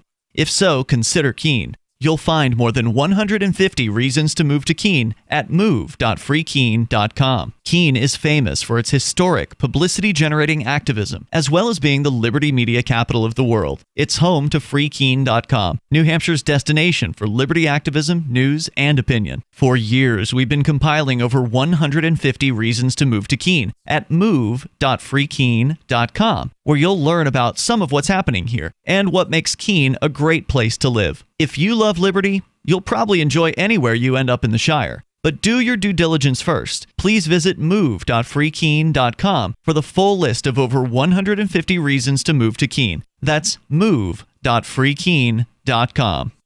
The LRN.FM social media channels have been revamped. We've eliminated Facebook and focused on other platforms like Twitter and Mastodon, the decentralized alternative to Twitter. On our accounts, you'll find posts from multiple LRN.FM show hosts together in one place. Follow us on Twitter at twitter.lrn.fm, or better yet, move to the decentralized Mastodon social media platform at toot.lrn.fm, toot.lrn.fm. I think you'll like it. Are you tired of governments murdering people around the world? Stop using their money. There is an alternative. Bitcoin is a stateless, free market, non-political currency. Bitcoin cannot be inflated or controlled by any government. By using their money, you're helping the state. Stop doing it. You have an incredible alternative available now. Learn it, use it, spread it. Get started with Bitcoin at bitcoin.com. That's bitcoin.com. This is the Liberty Radio Network, broadcasting the latest liberty-oriented audio content 24 hours a day at LRN.FM.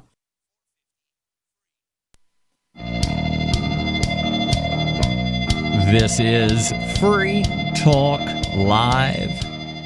855-450-FREE. That's 855-450-3733. We'll get back into the discussion about mandatory retirement for judges, also known as imposing a term limit on how long federal judges, and in this article they're speaking specifically about Supreme Court judges, but I guess, any discussion about mandatory retirement for judges should apply to all levels, within the jurisdiction. Again, we'll get back into it in just a second, but want to make sure that I tell you real quick about Crypto Tip. Crypto Tip is an ideal outreach tool to help new people discover cryptocurrency. It's a printable business card-sized tip that you can use to give to a service provider, preferably in addition to a good cash tip. And when the server, or whoever it is that you've given this to, scans the QR code, it brings up an explanation of cryptocurrency, gives them instructions on how to install a wallet, and allows them to claim the amount that you have put on the tip. And here's the best part. If they don't claim the crypto after an amount of time that you specify, the crypto comes back to you. So you're not just throwing crypto away to be lost forever. And if they do claim it, you get an email alert. Create as many as you want over at cryptotip.org. 6 print per page. So keep that in mind. That way you're not printing, like a page and a half and you're wondering, why am I wasting 2 pages, but I only used half the page. 6 per page. Cryptotip.org. Again, excellent outreach tool. Business card size, printable cryptocurrency tips using Dash and Bitcoin Cash. And there might be more currencies to come. I'm not entirely positive.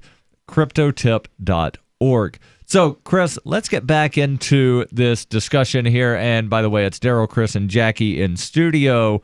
And I've been trying to find out exactly how many states, because I know that there are some states that have mandatory retirement for judges. And some states, judges are elected, others, they're appointed. But it looks like, according to the information that I've been able to pull up from a couple of different sources. 32 states plus the District of Columbia have mandatory retirement age for appellate or general jurisdiction court judges, and most of them use the age 70, while some of them have it listed at 72, 74, or 75. Couple caveats. Some states say that if you were elected to serve the term and then you turn whatever that mandatory retirement age is, you can finish out the term, unless, let's say, you're 69 in Florida and you get elected. Well, Florida's retirement age is 70. You would have to retire at 70. But if you got elected when you were 67, then you would be able to finish out the entire term. So it's 70 unless more than half of your term has been served when you turn 70.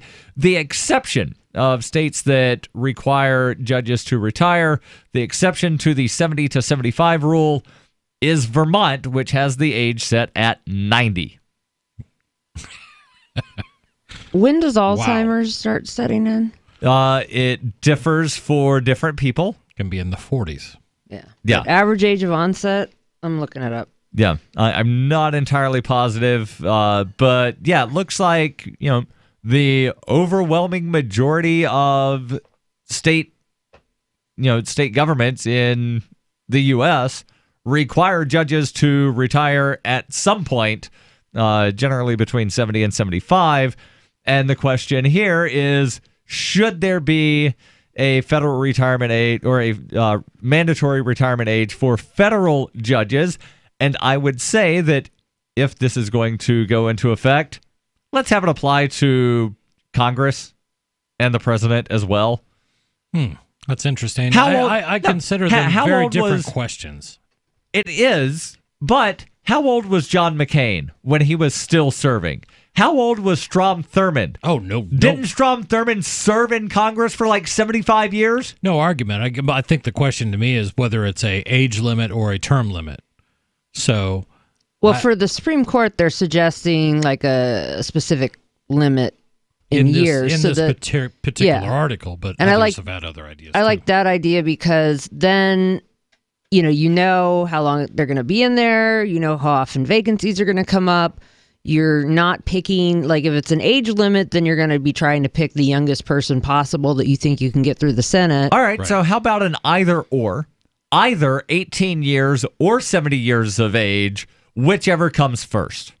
I don't think that's necessary. I think just 18 years. How works. about term limits for Congress? Because they're the ones voting on all of this horrible crap that goes to the Supreme Court. I'm generally in favor of term limits, period. It's kind of like when you got a lot of bad choices, and none of the people getting elected are great, you might as well rotate the socialists, or rotate the fascists, depending on if you live in a red district or a blue district. Okay. Let's get back into the article.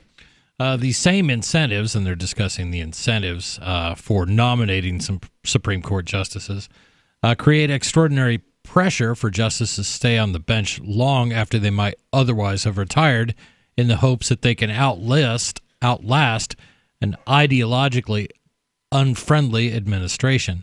They also bias presidents towards nominating the youngest qualified jurist they can find rather than the best candidate they can find. The Supreme Court should reflect the Constitution and the country, not the quirks of longevity. Holding justices to a single non-renewable term would lower the stakes of any individual Supreme Court nomination, as well as make the timing of fights more predictable. An idea like this would have bipartisan support. Governor Rick Perry proposed 18-year terms in his 2012 campaign, making an argument that I think sounds even more persuasive today. All right, so before you read whatever the thing is that Rick Perry said in 2012, I'm starting to think here, and, it could wind up having just as much, politicization or whatnot. So let's say that you're a Supreme Court judge. Okay. You've been on the bench for 15 years. Sure. Right? So you're right now in roughly the middle of Donald Trump's presidency. Yep.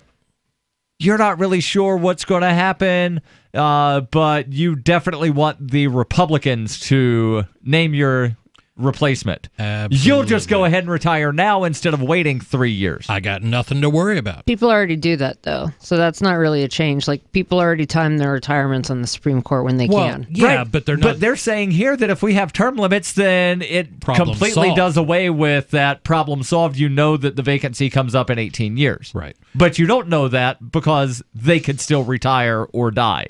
Yeah, and I don't know that anybody would really choose retiring early unless it were for a political reason. You know what I mean? Right. I mean, really, Sometimes people have lives and families, or they're getting sick or dementia. True, but if it taking a what is today a lifetime appointment, or in the future a possible 18-year appointment, as opposed to spending 2 years in Congress, I think there's a big difference there. Yeah, in how people would weigh that. We had a pope retire. I mean, sometimes people retire from lifetime positions. Your calls and thoughts welcome. 855-450-FREE. That's 855-450-3733. This is Free Talk Live. Hunters, anglers, campers, and survivalists. Get back to nature. Expand your horizons with the highest quality, most versatile, unique slingshots and sling bows on the market at slingbow.com. Slingbow products are compact and models start from just $17.98. They're perfect for your bug out bag or storing in your vehicle. Give yourself and your loved ones the excitement and tradition of Slingbow, a new frontier in archery and truly modern twist on this primitive survival tool. Feel the thrill only at slingbow.com.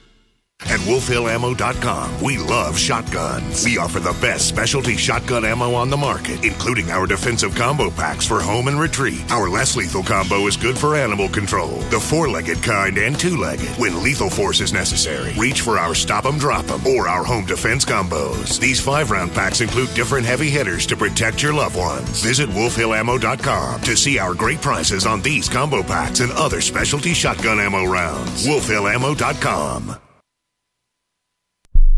This is Michael Dean from the Freedom Fiends. I've run websites since 1996 and have used over a dozen web hosts in that time. AgristHosting.com is the only one that hasn't broken my heart. Agrist Hosting's uptime and service is stellar, and their DDoS mitigation is the best I've seen. That's important because if you tell the truth in this world, you'll ruffle feathers. And some people will try dirty tricks to silence your voice. No matter what the haters hit us with, Agrist Hosting keeps our websites online.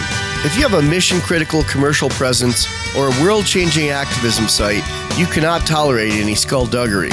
So go with agristhosting.com. Have a WordPress or blog site, but you're not satisfied with performance or uptime? Or just want raw hosting? Want to pay with Bitcoin? Agrist Hosting specializes in high-performance hosting with personalized service. Go to agristhosting.com and click on the button that says Get Hosted. That's agristhosting.com. I love My Magic Mud. I drink a lot of coffee. I had stains on my teeth. Then I found My Magic Mud, and I was told it would remove stains. So I paid attention when I brushed the first time. My Magic Mud is black tooth powder, and the difference it made in my teeth in one application was noticeable. With 4, my teeth were as white as you normal folks out there. Please go to mymagicmud.com and buy a jar. There's 150 applications for $25. You can use Bitcoin, mymagicmud.com.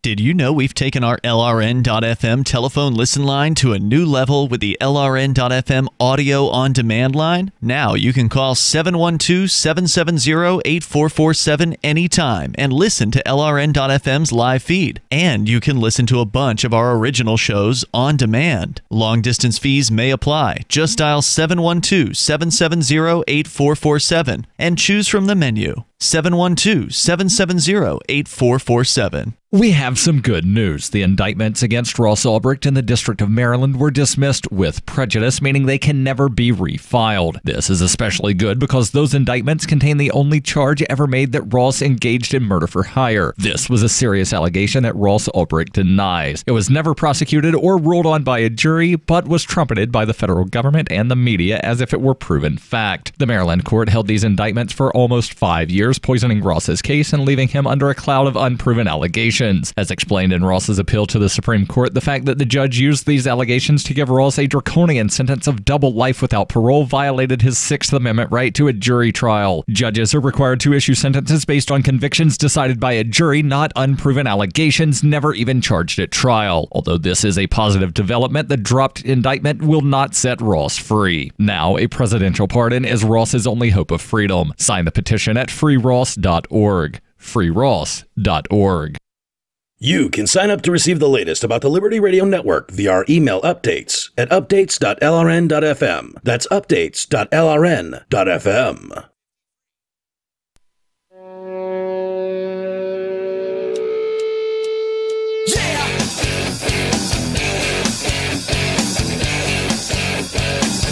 This is Free Talk Live, 855-450 free. That's 855-450-3733. In studio, it's Darryl, Chris, and Jackie. And we're talking about the U.S. Supreme Court and, well, the question of whether or not there should be a term limit on how long someone can serve on the U.S. Supreme Court and only the U.S. Supreme Court, and no discussion at all, at least by Vox, of any other federal judge duration, be it the appeals court, a circuit court, and no discussion about term limits for Congress. And the claim by Vox is, well, if we know that the term is 18 years, then there's not going to be conveniently timed retirements because, well, the term's just 18 years. But I'm looking, and 18 of the last 20 vacancies on the U.S. Supreme Court were caused by retirement, not death. Mm-hmm. And the duration that people were on the court ranged from 2 years, 300 days, up to, it looks like, 34 plus. Right. And I think you're being a little facetious here. You know, you have a lifetime appointment. I don't think anybody with a, quote, lifetime appointment intends to die upon the bench. I think they're going to get to a certain age and they're going to have some health issues and things like that, where they're certainly going to retire. Right. And I'm just pointing out that more often than not, the vacancy is caused by retirement. Well, what I'm saying is that may not be the entire story. I don't think, like the example I just gave, I mean, has there been one person who knew they were facing a really bad illness and decided now's the time I'm going to get out? And I'm sure there are probably just as many who said, I want to spend, some of my remaining time with my family instead of Washington. Right. And one thing that's interesting is that apparently the historical average length of service on the U.S. Supreme Court is approximately 15 years. However, since 1970, the average length of service has increased to about 26. I don't doubt that. And I think things have become more partisan, particularly since Roe v. Wade. That era. I think a lot of people, left and right, realized how important and how long-lasting things could be with the right justices. Right, and one thing that a lot of people seem to forget is that previously, Supreme Courts have, sometimes it's 5, 6, 7 decades later, reversed their opinions on things. Right. But now people seem to think, the Supreme Court said something, it can never be revisited. Right. Dred Scott, Plessy versus Ferguson. To bring up. Well, what are some other ones that were really, really bad that they wound up later undoing? Well, I know Buck v. Bell, they never reversed. Yeah, they also never reversed Kiramatsu v. U.S. Right. Buck v. Bell was a finding in favor of the state of Virginia that allowed the state to determine if someone was mentally deficient, then the state could have them sterilized. Yeah.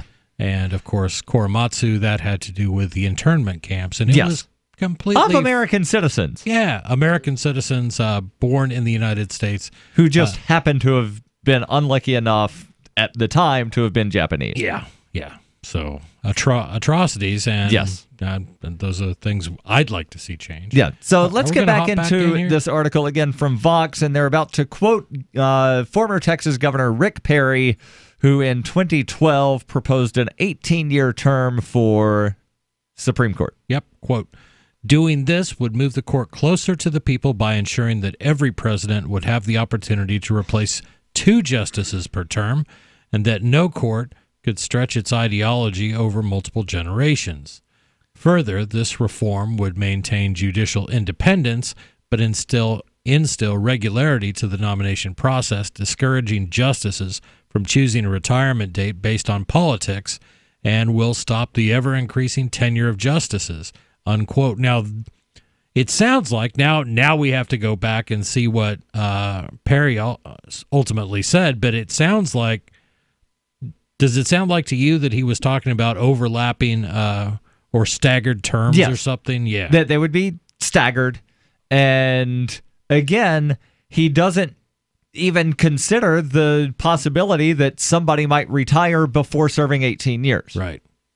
Because again, there might be... Well, we could make that part of the amendment. You're not allowed to retire. Or die. You're not allowed to retire or die because, we've made that there illegal. are health problems that do come up that you might not know is going to happen in 14 and a half years. You could just make it that whoever is appointed to replace them only serves out the rest of the 18-year term so that they're still...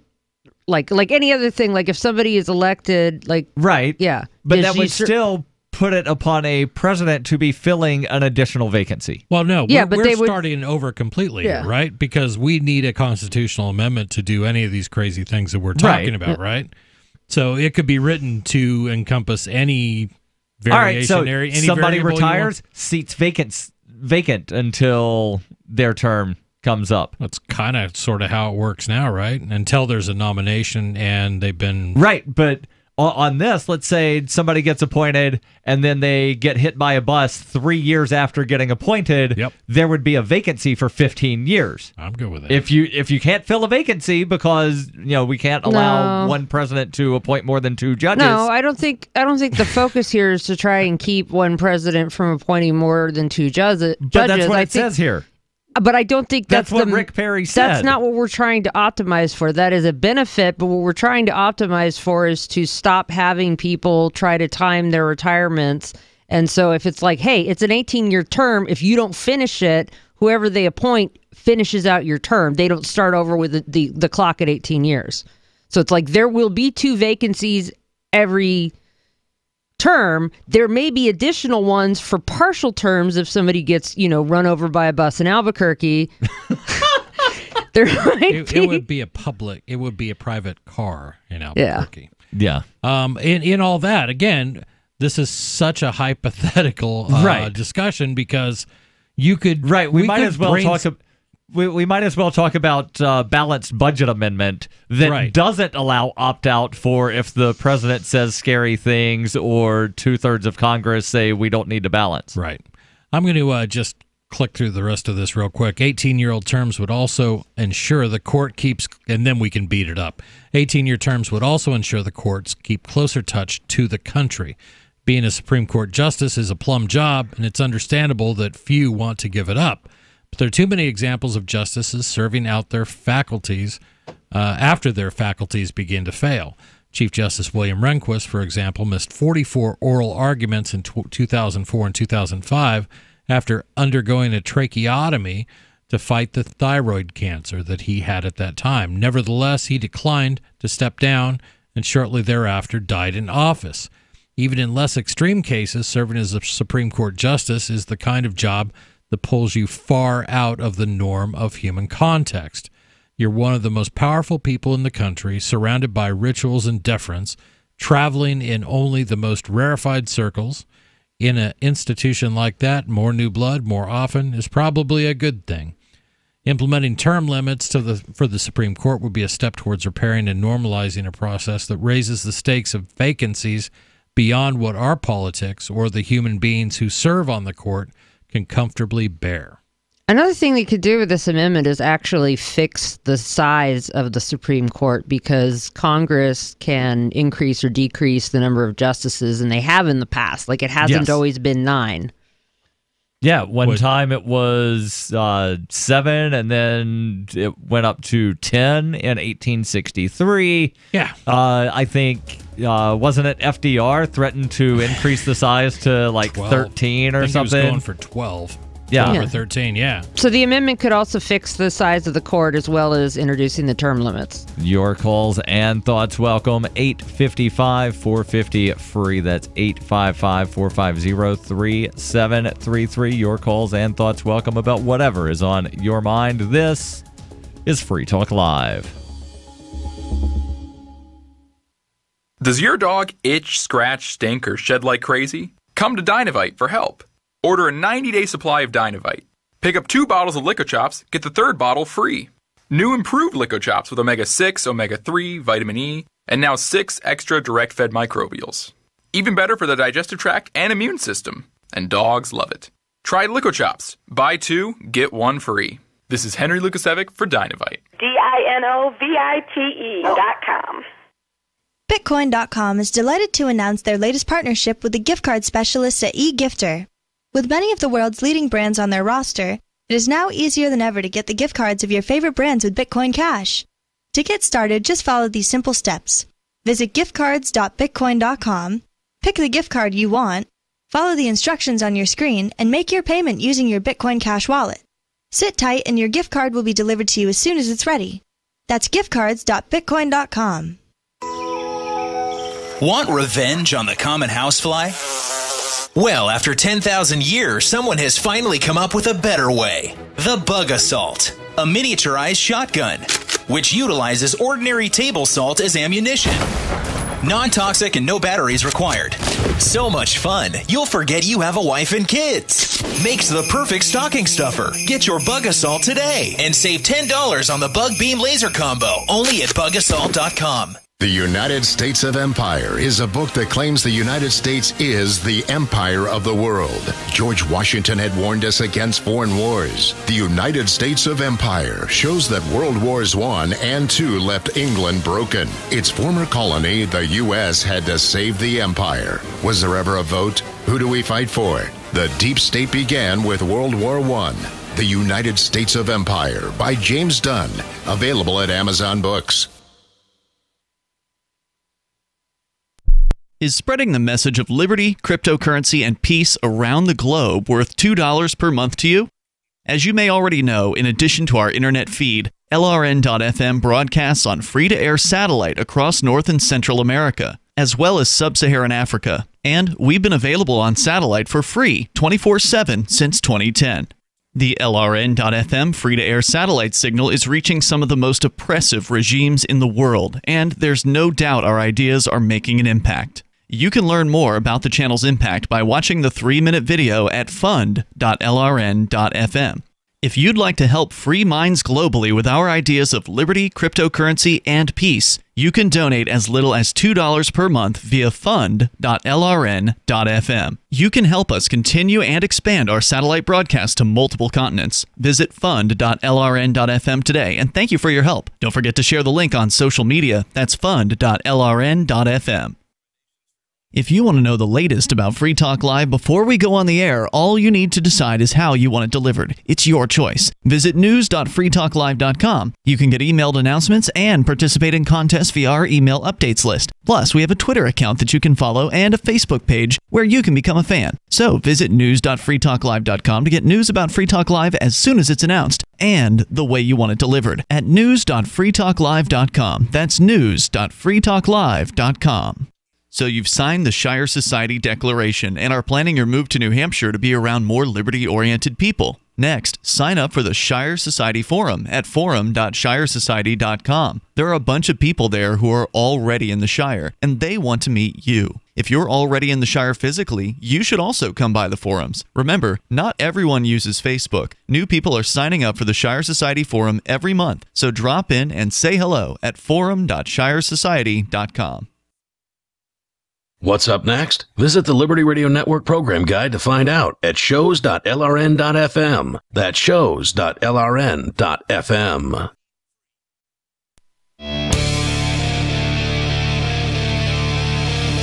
This is Free Talk Live, 855-450-FREE. That's 855-450-3733. In studio tonight, it's Darryl, Chris, and Jackie.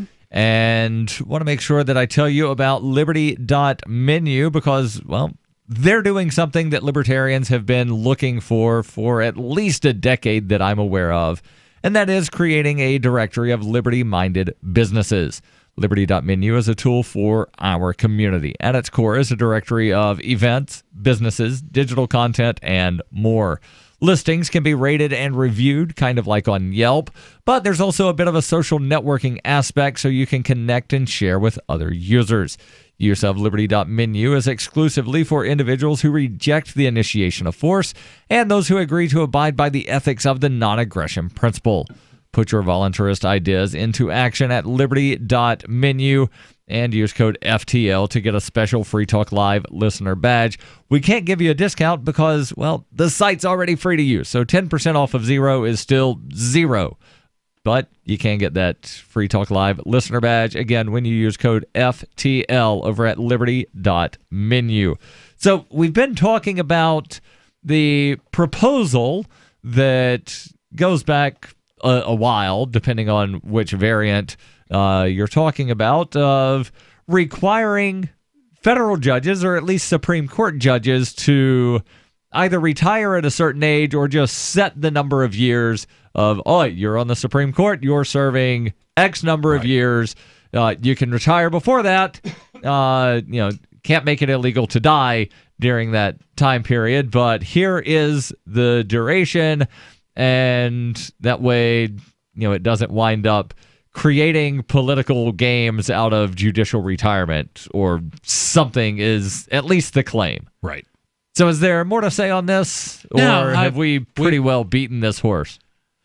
Well, it's the Supreme Court, so I don't mind beating that horse a little bit. It makes a particularly satisfying squishy noise. Yeah, I mean, I go back to Marbury v. Madison in my disdain for the Supreme Court. One of the unanswered, if you're not familiar with that, this was a case of a suit being brought against the president because he had, I'm trying to remember, he had appointed someone and he sort of changed his mind. And the whole question really came down to this is, we got this brand new shiny Constitution, but who determines whether something is constitutional or not? Right. And me and Jackie were actually listening to a series from, was it Great Courses? The Great Courses. When we were going up to Maine. Investigating the American presidency, I think it's called. But they talked about this Marbury versus Madison case and why the Supreme Court made the ruling that they did. And apparently, because there was a writ of mandamus, or writ of mandamus, however it's pronounced, that was filed, it went straight to the Supreme Court because Congress had passed some kind of thing saying that all writs of mandamus go to the Supreme Court. Right. And the court at the time said, all right, we're going to take this particular case that was filed using this particular writ to make a statement saying that we don't think that Congress had the authority to pass a law saying that all writs come to us. Right. And that's where the Supreme Court wound up giving themselves the right of judicial review, which if, one thinks about it, and, maybe we can get into the, constitutionality question here, but if one thinks about it, we're told that there's supposed to be checks and balances between the three branches of government, and if the president has a check on the legislative, and the legislative by, I guess, having their vote of acclamation or whatever it is, vote of affirmation for federal appointments, that's their check on the courts, then who do the courts have a check on? Right. And the court said, we've got a check on these other two. Right. And just like that, now you have what is really an unbalanced set of checks and balances. It's not balanced. Supreme Courts can change policy. They can rewrite laws. They can declare, what the representatives of the people said they wanted. They could just say, "No, we don't like that. It's unconstitutional." And where I think that's just an aspect of case law in general, though. Like that's just how our legal system works, where we have the actual written law, the codes, but then it doesn't cover every single possible circumstance. So judges make decisions along the way, and then other judges look at previous decisions for precedents to help them decide on similar cases. And that's just... Big difference, though, is whether judges change laws, and they also don't. They create laws. They create case law. They can create case law, but this is cases where they're actually changing what the will of the people allegedly would be if the people's representatives said they wanted this law. So that's the part that makes it a little worse. I think it's way beyond what just happens in courtrooms. I think the implications are much longer lasting and much more concerning to me. Right. So maybe there needs to be some kind of discussion about, how exactly do Supreme Courts wind up making decisions? Should it be simple majority, or should it require a 7-2 split instead of 5-4? Well, in Mexico, and I'm not intimately familiar with the Mexican justice system, but I recall reading something a while back within the last couple of months where you probably saw the headline, Mexican Supreme Court legalizes marijuana. Apparently what had happened, somebody filed a suit saying that there was a violation of his rights for being arrested for possession for certain reasons.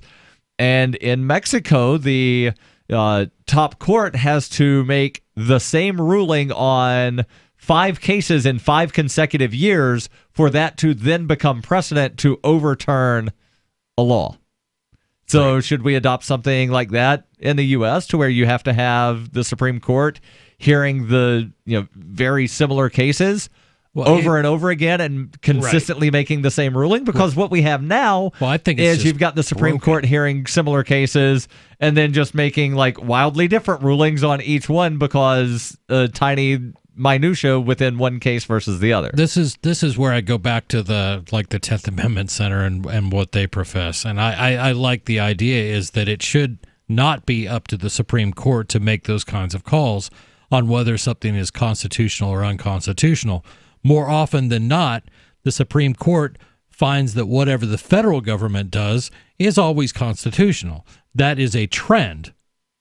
And we've talked about that, and we've pointed it out here on this show numerous times. Although every now and then something gets overturned. The question becomes is what role were the states ever intended to play in our federal government? And the 10th Amendment folks, they're very clear that they elected senators, and they had responsibilities too. And if you go back to the Kentucky and Virginia, what the hell? Resolutions, yeah. 1798. There you go. It was basically written by, wasn't it Thomas Jefferson and James Madison? James Madison, yeah. And they were both sort of writing those behind the scenes, at least Jefferson was. Right. But basically writing that, when Congress passes and the president signs something into law that is blatantly unconstitutional, what they were all fired up about then was the Alien and Sedition Acts. Yep. Just because we're at war with the French, then we say, yeah, we can kick them out for no reason if we come across them. And if you say anything bad about the president, then you get bad things done to you. But you can say whatever you want to about the vice president. About the vice president, exactly. Because at the time, the president and vice president were not necessarily from the same party. So the argument there was that, look, we here in the States recognize that these are unconstitutional acts. This was not the idea. And we're not going to go leave it up to those guys in their moo-moos, as you like to say, on the Supreme Court to decide. It's basically a moo-moo. Yeah, basically what the states are going to do is we're just not going to enforce it. We don't care what you say. We declare it null and void. Right. And that is what we're seeing across the country right now in marijuana laws. Yep. That's what we saw in medical marijuana, what we see there. We're starting to see it in gun laws. So I can't remember which state it was either. I think it was Idaho. Idaho claims that the ban on bump stocks is null and void because they have passed some law in their state stating that, anything affecting the Second Amendment like this is going to be declared null and void. So there you go. I think that's the right solution because it allows different states to take different tacks and not put all of our faith in these 9 guys right now and women on whatever their political whims may be. Your calls and thoughts welcome about whatever is on your mind. 855-450 free. Plus, we've got the Discord call-in lines available over at discord.lrn.fm. This is Free Talk Live. Marijuana has unleashed a green gold rush across our nation. It's creating $10.8 billion in new wealth a year. And every day, it's transforming more and more Americans into millionaires. In an historic event, former Speaker of the House John Boehner reveals how you could become one of them. Join him online for the American Cannabis Summit. Attendance is 100% free, but space is limited. Join online at www.acs2018.com. This event is the first of its kind ever. John Boehner and an esteemed panel will reveal which cannabis stocks are primed to deliver life-changing windfalls in the weeks and months ahead. Plus, they will show you how to become a cannabis angel investor, backing the hottest startups before they potentially become worth billions of dollars. Join American Cannabis Summit online at acs2018.com. Attendance is free. That's acs2018.com.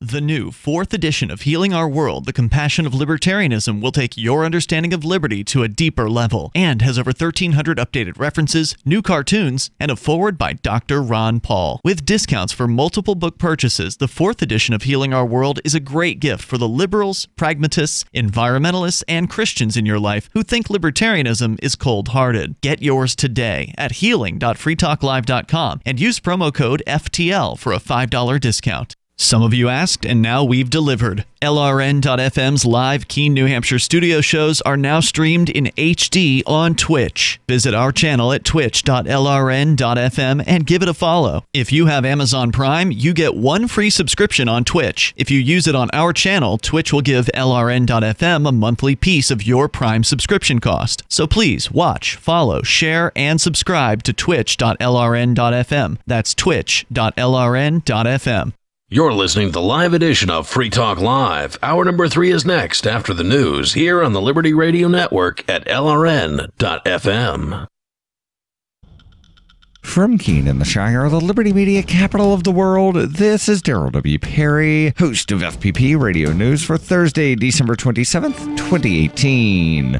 Silver is trading at $15.17 per ounce. Gold is valued at $1,275 per ounce. Zen is trading at $6, and the average price of Bitcoin is $3,798.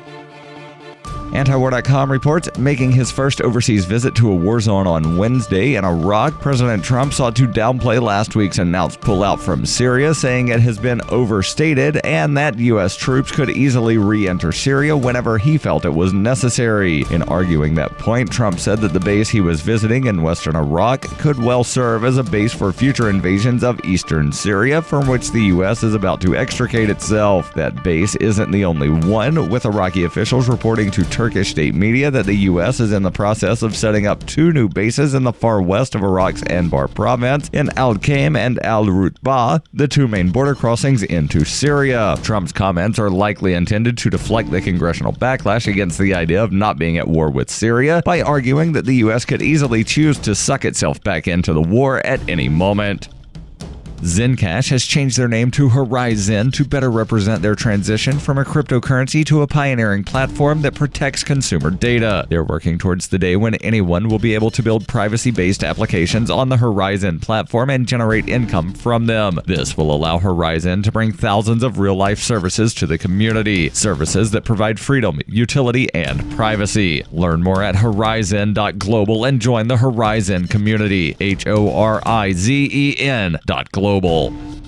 UPI reports the former CEO of a drug company that produced an opioid painkiller agreed to plead guilty to bribing doctors to prescribe the drug, according to court documents filed on Wednesday. Michael Babick, the former president and CEO of Census Therapeutics Incorporated, will plead guilty to 1 count of conspiracy and 1 count of mail fraud for his role in organizing and issuing the bribes for doctors to prescribe patients with the company's drug Census, according to the documents. The documents state it was part of the conspiracy that the defendant and his co-conspirators intentionally bribed and provided kickbacks to practitioners in order to increase the sales of Census. Babick and other Census executives were accused of defrauding insurance companies through bribes as insurance providers made payments to doctors without knowledge of the payments. Prosecutors said the bribes and kickbacks took multiple forms, including disguising them as payments for speaking events or hiring and paying salaries of office staff for certain targeted practitioners. Census was a liquid formulation of fentanyl applied under the tongue to provide pain management for cancer patients already tolerant to opioid therapy. The DOJ is seeking a January 9th plea hearing for the case.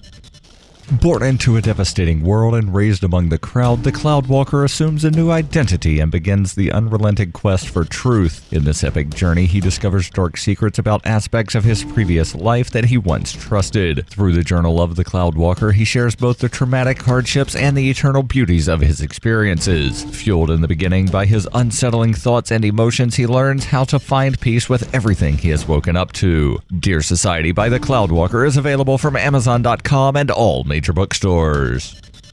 Reuters reports acting U.S. Attorney General Matthew Whitaker has incorrectly claimed in government documents that he had been named an academic All-American while playing football at the University of Iowa, according to a Wall Street Journal report on Wednesday. It said Whitaker made the claim in his biography on his former law firm's website and on a resume sent in 2014 to the chief executive of a now-closed patent marketing firm for which he sat on the advisory board. The Journal said the resume was included in documents released by the U.S. Federal Trade Commission last month. President Donald Trump named Whitaker to the position on November 7th, immediately after he ousted former Attorney General Jeff Sessions, whom he had criticized for recusing himself from an investigation into Russian meddling in the 2016 election. Whitaker had been the chief of staff for Sessions, a former U.S. attorney, and a conservative commentator. The Journal said Mr. Whitaker's name does not appear in the list of academic All-Americans on the website of the organization that bestows the annual honor, the College Sports Information Directors of America. It quoted a spokeswoman for the organization, Barb Kowal, as saying it had no record showing Whitaker was ever an academic All-American. A DOJ spokeswoman said Whitaker had relied on a 1993 University of Iowa football guide, which had listed him as a GTE Division VII academic All-American. Assistant Athletic Director of the University of Iowa, Steve Rowe, said any confusion could be partly from how we listed him in our media guide.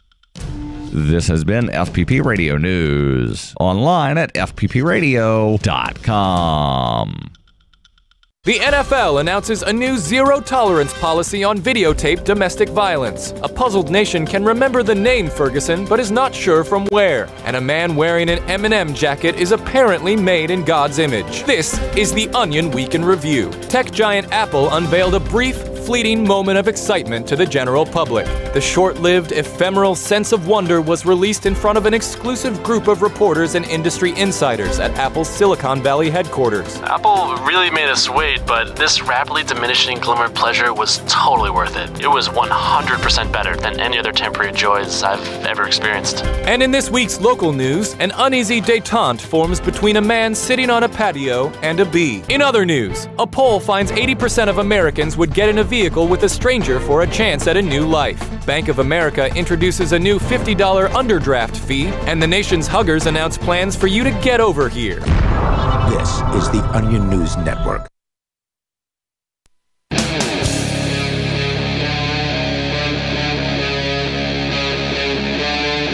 Free Talk Live. This is Free Talk Live, kicking off hour number 3. You are free to call in and talk live with us about whatever is on your mind. In studio, it's Darryl. And Jackie. And I guess some kind of monster got a hold of Chris when he went out to smoke one of those cancer stick things that he likes to do. We didn't put candles in the window in here. well, we've got a tree and we've got all kinds of lights. So for those of you who aren't in New England, and I didn't know that this was a New England thing. I didn't know this was a New England thing, and I've lived here 6.5 years. Well, you're just not very observant, dear. So I noticed, like about a month ago, there were all these houses that had like one candle in each window. Yep. And I was like, what is going on? Because I'd never seen this done as a decoration before. So we talked to some locals, and they're like, oh, no, that's just a New England decorating tradition. And I'm like, are you sure? Because I can't shake the feeling that if we don't put candles in our windows, the snow monsters will eat us first when they come. Yeah, so apparently Chris was not eaten by a snow monster. I survived the snow monsters. He survived the abominable snowman. Abominable. We did put candles in the windows of the Nautilus. Yes, but we didn't put them in. Not been eaten by snow monsters. Yeah, so clearly it works. But and I will say I've seen as many snow monsters as I've seen Sasquatch and moose. Yes. See, this was a big thing in Pennsylvania, too. Snow monsters or candles in windows? Candles in windows. Yeah, I have lived in Washington State, Nevada, and Virginia, and never saw it before, didn't know it was a thing. And Costa Rica. Oh, and Costa Rica, but I'm talking about states in the United States. Did not know it was a thing, and it really felt like this is something you do to ward off something. Like, it just looks like it's supposed to have some sort of supernatural purpose, putting one in every single window. Yeah, I don't know. Yeah. So we were wondering if you wound up getting eaten by snow monsters. Yeah, because you did not. We put them in the Nautilus windows, but we didn't put them in the windows of the studio house. So the studio house is not warded against snow monster attacks. You are free to call in, talk live with us, 855-450 free if you've got some kind of special holiday tradition, because we're still kind of in that holiday period, right? So next Monday is New Year's Eve. Using the current calendar that is widely used, there are several variations on when the new year begins, but the calendar that we use, it begins next Tuesday. But something that's going to happen in about, 15 months from now is going to be the U.S. Census. Yes. And Jackie, you've got a story here about why some Japanese Americans who survived being placed in internment camps or concentration camps, why they're opposed to a proposed addition to the census. Now, not everybody might be familiar with what this proposed addition is. Yeah, and I've got it and I can read it. So the Trump administration wants to add a question about citizenship to the census, and there has not apparently been one on there since the 1950 census. So they're putting one in, and the proposed question would read, is this person a citizen of the United States? And the possible answers are yes, born in the United States, yes, born in Puerto Rico, Guam, the U.S. Virgin Islands, or Northern Marianas. I didn't even know that we had those. Yep. Yes, born abroad of U.S. citizen parent or parents, yes, U.S. citizen by naturalization, print year of naturalization, there's a blank for that, and no, not a U.S. citizen.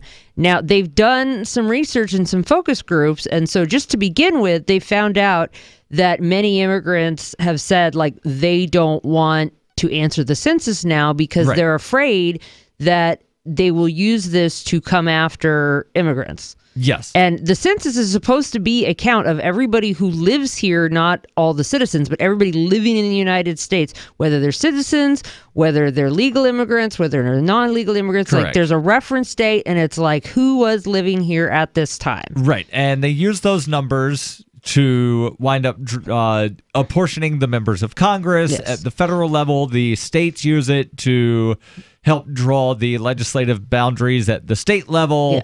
And then there are all kinds of other things that have to do with federal grants, which we should just get rid of all of those anyway. Yeah, I mean... but since they currently exist, you need an accurate count. Yeah, so the part that if you're going to have any kind of government, the legitimate part of it here is just getting a head count. Now, I actually worked the 2000 census as a census taker. So you are the Fed. Yes, I was the Fed. And I could tell you, and things, of course, may have changed, but the main thing that you have to answer is just how many people lived in this house on this date. Right. And they have a bunch of other questions, but if you just fill that and send it back, like that was the main thing that we were pushed to get is like, if they don't want to answer your questions, at least try to get a head count, because that's the thing they really, truly, legitimately need is they need just a population count so that, we can allocate who represents what area. Right. So if you want to just answer that and skip the questions. If I recall correctly, there was some kind of designation around that question of like, this is the only one that you must fill out and everything else is optional, even though they try to word it as such that you have to fill out everything. Yeah. So and I mean, it's been 8 years since I've looked at a census form, so I don't remember exactly what all is on there. So they want to add this citizenship question. They're trying to argue it has something to do with the Voting Rights Act, but everybody's pretty much come to the agreement that it's meant, based on like internal discussions and whatnot, it's meant to intimidate immigrants. Right. And focus groups is like, yep, they feel intimidated by it and they don't want to answer the question. So what this is going to do is it's going to cause states in which there are a large number of immigrants to be undercounted and not be allocated the number of representatives that they're due. Now, there is a further concern that's come out where Japanese Americans who were, rounded up and stuck in internment camps are speaking out against this question because it turns out census data was used to find them. And so the census originally, they did admit, okay, well, because they could release, they're legally allowed to release anonymized data about ethnic groups. So like, this area has a high percentage of Japanese citizens. But then it even came out, they actually released individual data about Japanese citizens to the federal government for the purpose of rounding them out because the War Powers Act ordered them to do so. Right. So, when people have concerns about what is all this personal census data going to be used for? They may tell you, we're not allowed to release your information for 72 years. But in practice, in the past, they've said, hey, we're having a war. It's a national emergency. We're going to order the Census Department to give us your personal information. So yeah, it's really nice in social sciences and whatnot to have all this detailed information about who lives there. Marketers love it too. Right. But at this point, especially knowing that it actually individual data was used, I'd say just answer the head count and send it back and refuse all other questions. It's not safe. It's just not safe to give them that much detailed information about you. Yeah, and I just pulled up the form. Luckily, I was able to find it on the interwebs. And there's a big box with some instructions and question 1, all in this big box. And then everything else is outside of that box.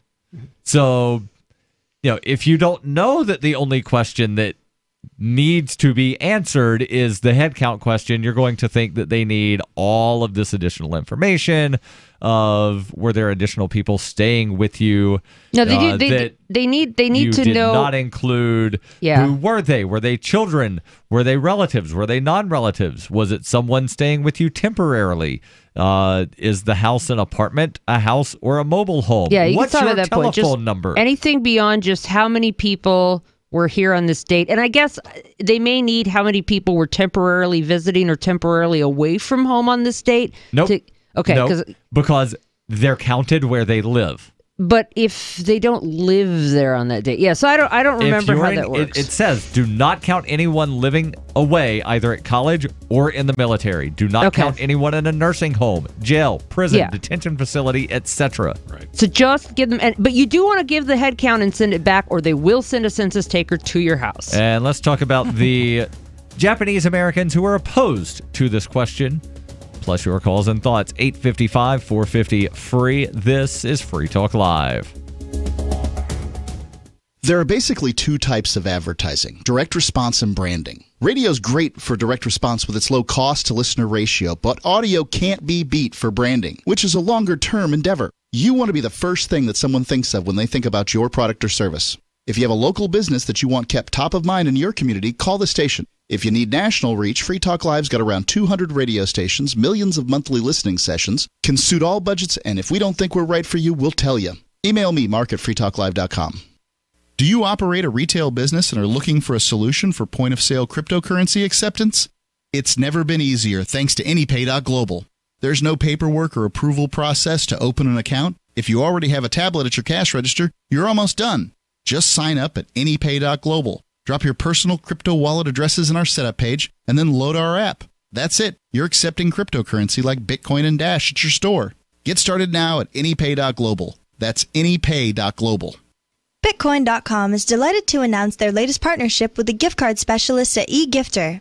With many of the world's leading brands on their roster, it is now easier than ever to get the gift cards of your favorite brands with Bitcoin Cash.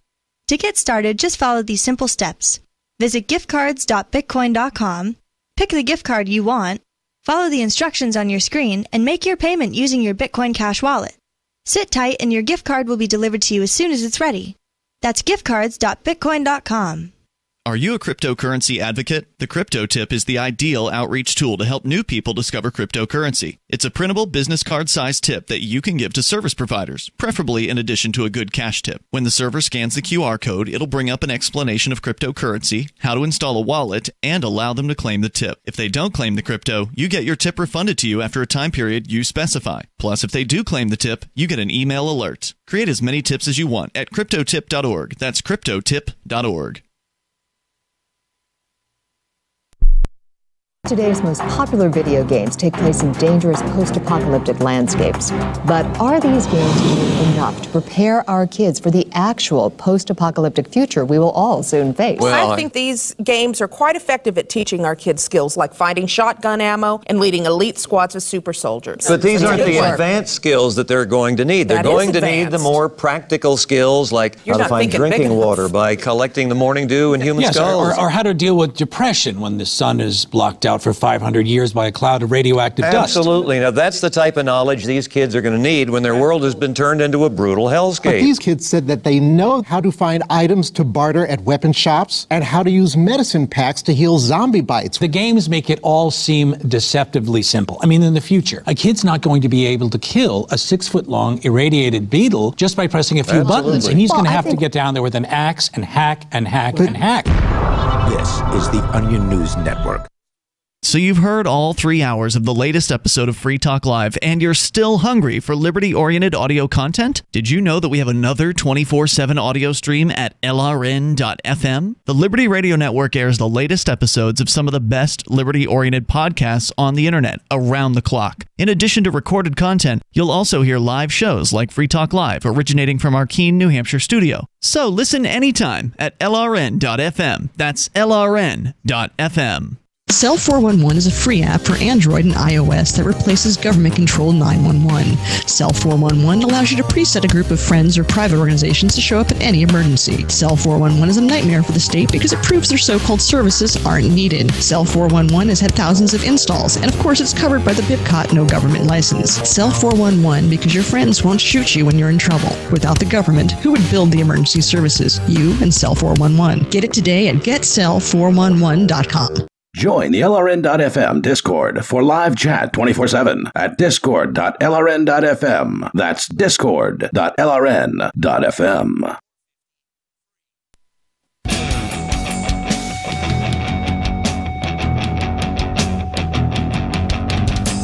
This is Free Talk Live. 855-450-FREE. That's 855-450-3733. Plus, we've got the Discord call-in lines available over at discord.lrn.fm. And before we get back into the discussion about the census as well as the lawsuit that's pending about the added question about, are you a U.S. citizen? Want to make sure that I tell you about the Ronald McDonald House charities and why I'm raising money for them. Next year in October, I'll be running the Chicago Marathon as a member of the Ronald McDonald House Charities team. And as such, I'll be training, fundraising, and ultimately running 26.2 miles to help keep families together during a stressful time. Just $25 can provide dinner for a family staying at a Ronald McDonald House, or $80 can cover their room for a night. help me raise $2,000 for Ronald McDonald House Charities to not only help me achieve my goal, but also help children stay close to their families when they need it most, because I've had to use a Ronald McDonald House charity in the past, so I know how important their service is. You can donate over at rmhc.fppradio.com. That's rmhc.fppradio.com. So, Jackie, you've pulled up more information about this census question that is currently planned to be added to the 2020 census, but it might wind up actually not getting added. Yes. So, if the courts wind up saying something. So, California and other states have sued to not have this put on the census because, and as you know, research and focus studies and whatnot have determined, it discourages immigrants from answering the census at all. Because again, people don't realize you can just say how many people live there and send back your form. So I'm just checking. It looks like it is, even despite the government shutdown, it is going to go forward to court because they're kind of on a timeline, because I guess they're planning to start printing the forms this July. Yeah, the forms have to be finalized by June to get to the printer in July. Yeah, so apparently the Justice Department requested to delay the trial. That was denied. So I believe it is going to court in San Francisco early next year. And I think I had read something that... Oh, and it's also being challenged in New York. So it's being sued in a few different districts. Yeah, I think it's either 18 or 20 state attorneys general are part of one or both of these suits. Plus, apparently, when the new Congress gets sworn in early January, the new, I forget which committee it is, Commerce, maybe? The chair of that committee is intending to have Commerce Secretary Wilbur Ross come in to testify about why is he wanting to add this question to the census. Where did he get the idea? Because there has been previous testimony that, you know, even though he's the guy that ultimately said, you should put this on here, that he was pressured by somebody within the administration to actually wind up adding the question. Yeah, I just sent you a link from NPR with the timeline, and it's got like copies of emails and whatnot. So you can put that on the social media. I'll post that out on the social medias to where people can follow this. And let me just scan real quick. So this whole thing began January of last year. So this has been going on for quite a while. Yeah, and so even though the Census Bureau itself is against this, like he decided to try to add this, and yeah, I mean it's sort of a developing issue. There's been a lot of discussions. There's some emails back and forth, and we're gonna find out next year whether and when it goes to court, and then it's going to federal court. It could possibly be appealed to the Supreme Court. So. But again, they got to print the stuff in July, so we're going to see what happens. They got to kind of rush through this decision. Now, Chris, I want your thoughts on this, since you often like to refer to that Constitution thing that, as Lysander Spooner says, has either authorized the tyranny that we have or has been powerless to prevent it, or as I think it's Butler Schaefer said, the Constitution prevents the government from doing all the horrible things that it does. Well, one wished it did. One wished they would at least respect it. Then at least we would kind of know the rules of the game. But they don't. And regardless of what they say, I think every illegal alien and every legal alien should be very concerned with how much data is collected. It's like I'll sign up for an email. I'll sign up for something I get via email because I want to find out more about some particular product, and I want their updates. And I know that they're going to turn around and they're going to sell that data all over the place. And I'm going to get a ton of crap that I never wanted in the first place. I feel better about that than I do talking to a census taker. Now, I don't answer the door. Well, one thing I've heard, they'll leave things for me. As far as the spam emails, if you think that somebody's going to wind up selling your emails so that you can confirm who it is. Right. Apparently, if you control your own emails, then like you can just make up a new one. But if you have something running through Gmail, I've heard that this works. I've not actually been able to successfully do it myself. But if you have, let's say your email is chris@chrisreitman.com. Yes. If you do Chris plus, I think this might be sold for spam emails. Correct. At chrisreitman.com, then you can verify that, these people over here were selling my email address. Yeah, even if you have a Gmail address, if if you put a plus sign plus something, right? I've heard that works. Like I said, I've not been able to, but not because some of the web forms are starting to recognize. Wait, that's an invalid character in the email address. But you can do a dot, and then you could put up a made-up word or the real name of the company.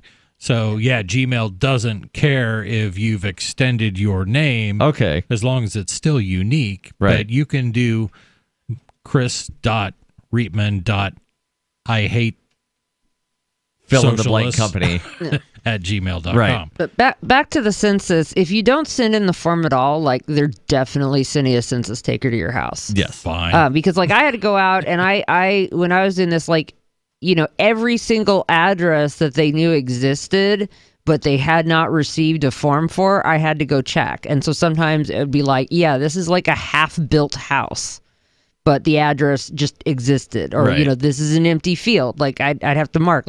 Again, they may have updated things. They've got way more information, satellite pictures, et cetera, than they did 20 years ago.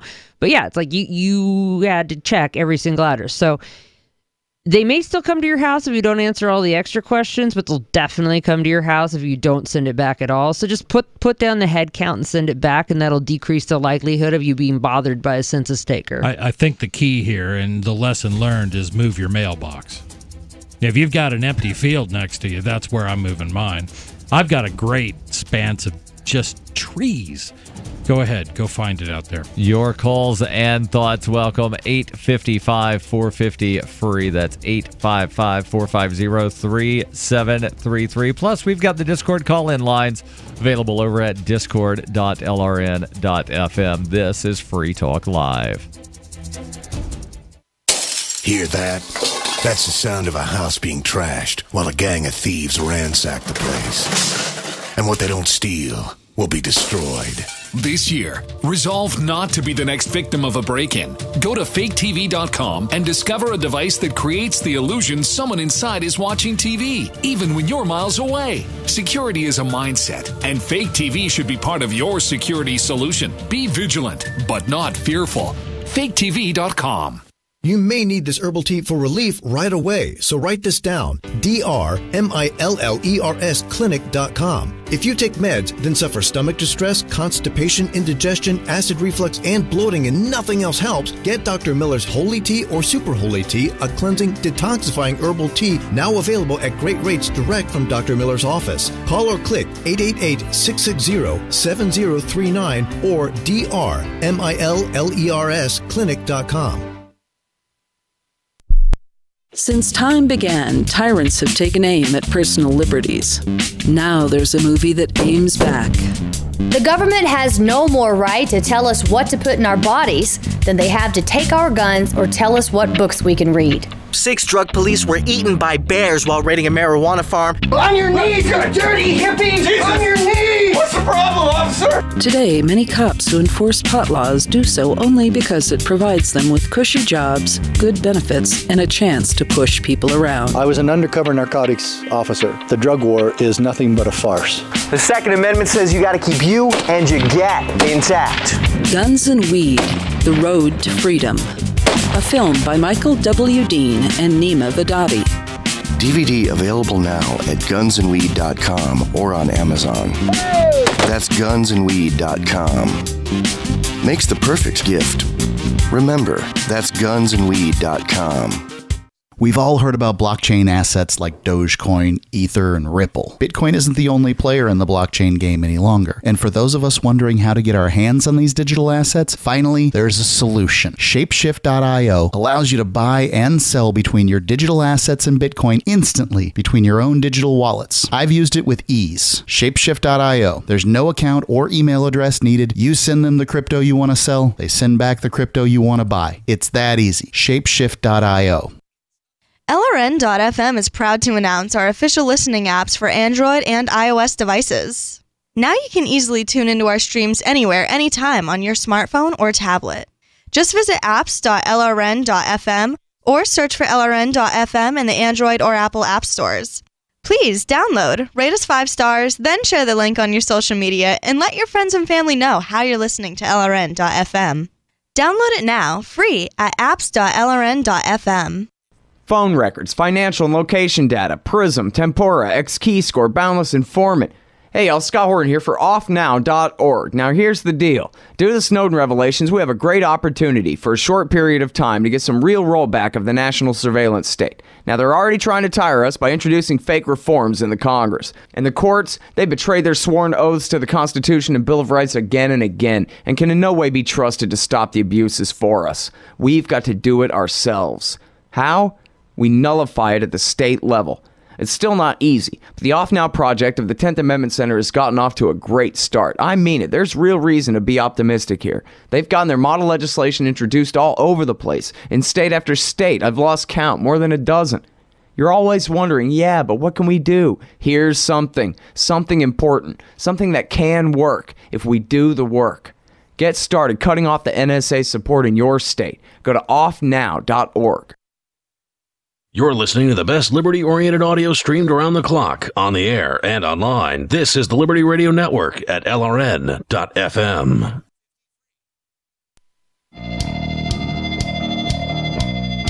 This is Free Talk Live. 855-450-FREE. That's 855-450-3733. In studio tonight, it's Darryl, Chris, and Jackie. And want to make sure that we thank Sky, who is a gold level amplifier. The AMP program is a program where we ask listeners who like the show and like what we do to give at least $5 per month. Sky is doing more than that at the gold level, and it's not, with no return. There are some perks that you get. There's a AMP-only chat room in the Discord. There's a AMP-only podcast that doesn't have recorded ads during the podcast. There's an AMP-only Facebook group if you still use Facebook. There are probably some other things that I can't even think of off the top of my head. But to learn more or to join the AMP program and help us be able to advertise, market, and promote the show to help get on more radio stations, head over to amp.freetalklive.com. That's amp.freetalklive.com. So changing gears here a little bit, Chris, you've got a story about some bump stocks where apparently Donald Trump recently signed some kind of thing saying bump stocks are going to be illegal at some date in the not too distant future. You had already mentioned that apparently Idaho has done some attempt to nullify that federal regulation. The story I read was saying that under their current law, and they basically did like a Second Amendment Protection Act. All right. A few years back. The article was questioning whether that would obligate the state to nullify any ban on bump stocks. And personally, just for my own personal opinion, nobody's picked up on it yet. I believe this was a completely unconstitutional move by the federal government to claim that a piece of plastic, a firearm accessory, is a machine gun. That's what they have done. And in this case, Gun Owners of America is saying, nope, we don't agree with that, and we're going to take you to court over it. This comes to us from The Blaze. I know this is one of Darryl's favorites. GOA is taking the Trump administration to court, and I heard that the NRA apparently is praising the action and asking for donations. Yes, that would be the two roles of these major gun groups. The GOA actually takes action. The NRA asks for money. And then praises whatever sort of restrictions wind up getting passed. Yeah, and the NRA was conspicuous in their support of the bumpstock ban. They were, after the horror in Las Vegas, I don't want to belittle that at all. It was a tragedy. But one would be led to believe that bump stock shootings were occurring on every corner in front of every grade school and every kindergarten across the country. Yeah. In reality, as far as I know, bump stocks have been used in one crime, and that was Las Vegas. And other than that, they're just one of those silly things that people like to buy to play with. So I'm going to get into this story. Pro-Second Amendment group Gun Owners of America announced Wednesday that it has filed a lawsuit against the Bureau of Alcohol, Tobacco, Firearms, and Explosives and the Justice Department over the Trump administration's recent ban on bump stocks. GOA, which represents more than 1.5 million members, is joined in its suit by a coalition of other organizations and individuals asking for an injunction on the new regulation and questioning its legality altogether. What are the details? Following the horrific mass murder in Las Vegas in October 2017, the term bump stock became a household word and a target of gun control advocates after it was discovered that the firearm accessory had been used in the killings. Bump stocks speed up the firing rate of semi-automatic weapons. Under a new directive from the ATF, Americans in possession of bump stocks must either destroy the devices or turn them into law enforcement, according to the Las Vegas Review. I don't know if gun owners who possess bump stocks are required to get scuba gear to go try to retrieve the bump stocks that they lost in the boating accidents. Yeah. There have been a rash of boating accidents, I have heard, from people that own bump stocks, where apparently the bump stocks have gone overboard, never to be seen again. And where's your boat? Well, I lost that in a hunting accident. Last week, the Justice Department announced that it is amending federal law in order to reclassify bump stock accessories to fall under the definition of, quote, machine guns, which are already illegal. That's not true. Machine guns are legal. You just have to jump through a whole lot of hoops to get one, and you can only get certain machine guns. Acting Attorney General Matthew Whitaker signed the rule earlier this month, which goes into effect in the spring 2019 unless it's successfully challenged.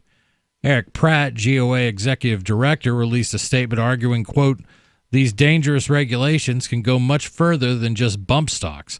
The goal of the anti-gun left is ultimately not just banning bump stocks, but rather putting, quote, points on the board, unquote, towards the goal of banning civilian ownership of all firearms. According to the news release, GOA's position is not only to protect the right to keep and bear arms, but to fight against a government illegally imposing regulatory actions. Visibly absent from the suit was the NRA, National Rifle Association, which issued a statement last week explaining that while it did not believe the ban would be effective, it took more of a political stance, reminding members that the organization asked Congress to allow the ATF to reconsider its long-term definition of bump stocks in order to avoid legislative action that could have led to further erosion of gun rights. The NRA added that, quote, it's critical that all gun owners unite and prevent the Bloomberg-bought Congress from dismantling your Second Amendment freedom, unquote. The gun rights organization did not address the perspective of future gun control regulations being imposed from the executive branch, either by President Donald Trump or future administrations. In particular, if former New York City Mayor Michael Bloomberg himself were to someday end up in the Oval Office, and again, that's brought to you by The Blaze, so we get a little bit of a slightly conservative spin to that. Yeah. But I think it's really important. I mean, there's nothing, it goes beyond the Second Amendment to me. You know, I just don't see in the Constitution where the executive branch is granted the power through the president to randomly choose items and make them suddenly illegal. Right. But, you know, there's this long history of either Congress or the executive just deeming things where previously alcohol that needed an amendment to wind up making it federally illegal. Right. But with cannabis and heroin and cocaine, we're just going to pass this thing called the Controlled Substances Act because apparently the court said that the Marijuana Tax Act is illegal. So we'll just pass this thing called the Controlled Substances Act. Right. And then, we already have the FDA that oversees these things that are controlled. So therefore it falls under that because reasons. The FDA. That's another one of those groups that just loves to come up with all sorts of regulations. I wonder what Democrat president brought that in. Wasn't it Teddy Roosevelt, the progressive Republican? Ooh. See, now, I think Republicans get really upset when you say progressive Republicans. I know. But he was certainly one of the fathers of the progressive movement. Right. And Republicans also get upset when you talk about the bad things that Ronald Reagan did. They want to say, all the good things that happened were because of him. All of the bad things, he just had a Democrat Congress. Tip O'Neill. Well, how did he get any good things passed if he had a Democrat Congress? Well, Tip O'Neill. No? Not buying it? Speaking of the FDA, apparently they're poo-pooing the hemp win from last week. We can get into that, plus your calls and thoughts here in the closing moments on Free Talk Live, 855-450-FREE. That's 855-450-3733. This is Free Talk Live. Bitcoin.com is delighted to announce their latest partnership with the gift card specialists at eGifter. With many of the world's leading brands on their roster, it is now easier than ever to get the gift cards of your favorite brands with Bitcoin Cash. To get started, just follow these simple steps. Visit giftcards.bitcoin.com, pick the gift card you want, follow the instructions on your screen, and make your payment using your Bitcoin Cash wallet. Sit tight and your gift card will be delivered to you as soon as it's ready. That's giftcards.bitcoin.com. You want to know the 37 items you must have to survive a crisis? Then I've got some good news for you. Former CIA officer and New York Times best-selling author Jason Hansen is now giving listeners a free copy of his book, The Escape Bag Blueprint, 37 Items You Must Have to Survive a Crisis. You can claim your copy at freeescapebook.com. Don't delay. Jason reveals the guns, knives, flashlights, and water filters that could save your life in an economic collapse or grid-down event. Get your free book today, freeescapebook.com. freeescapebook.com. Normal blood pressure, naturally. How would that make you feel? I'm Don from New Mexico. January of 2000, I had a heart attack. Then my real health began going downhill. I had high blood pressure, diabetes, poor vision. I wasn't sleeping well. I was a mess. Don reports dramatic improvements with Heart and Body Extract. I started taking Heart and Body Extract. From within a few days, I started sleeping better. My blood pressure normalized. My diabetes normalized. My sleep improved. Experience these benefits and more when your body heals itself with the assistance of Heart and Body Extract. Order at hbextract.com or call 866-295-5305. That's hbextract.com or call 866-295-5305. And folks, I did not expect this at all. By the 7th, 8th, and 9th day, I saw dramatic improvements from taking Heart and Body Extract. Heart and Body Extract comes with a 100% ironclad money-back guarantee. Details at hbextract.com or call 866-295-5305 for Heart and Body Extract.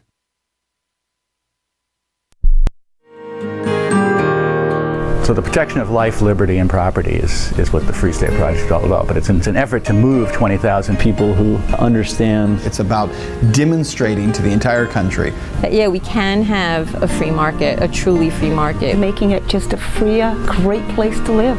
It's the world's largest voluntarist libertarian community, and it's only getting bigger. That's amazing, to be able to move to a place where other people passionately believe in being free and independent. What the Free State Project is managing to do, though, is to put their money where their mouth is. Physically getting up across the country and saying, let's go someplace and let's demonstrate the power of these ideas. There's a lot of kind of philosophy that surrounds liberty. There's a lot of thinking about it and talking about it. But here in New Hampshire, people are doing it. 101 Reasons Liberty Lives in New Hampshire, a documentary by Free State Project Early Movers. Watch it free at 101reasonsfilm.com. 101reasonsfilm.com. There are lots of ways to listen to Free Talk Live. Our podcast has been around since podcasts began, and now the FTL feed is loaded with content besides our full show archives. Did you know that we make it easy for you to customize your podcast subscriptions? We have different feeds, one that includes only our full shows, one with just the Daily Digest, and one with just the Edgington Post. You decide what you listen to. It's quick and easy to customize your feeds at feeds.freetalklive.com. That's feeds.freetalklive.com. When you hear the word lobbyist, you probably think about greedy corporations, but not all lobbyists are the same. Some are fighting for the freedoms you hold dear. Liberty Lobby LLC is doing just that in New Hampshire, working hard to represent you, not some special interest group. You can help by going to libertylobby.info, where your contribution will give us the tools we need to ensure that your voice is heard. Visit libertylobby.info today to find out more. Do you love Twitter? Make sure you favorite the LRN.FM Twitter account so you can receive our tweets at twitter.lrn.fm. That's twitter.lrn.fm.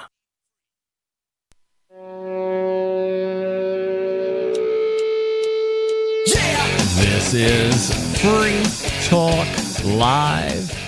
855-450-FREE. That's 855-450-3733. Possibly time for you and your thoughts if you call in now.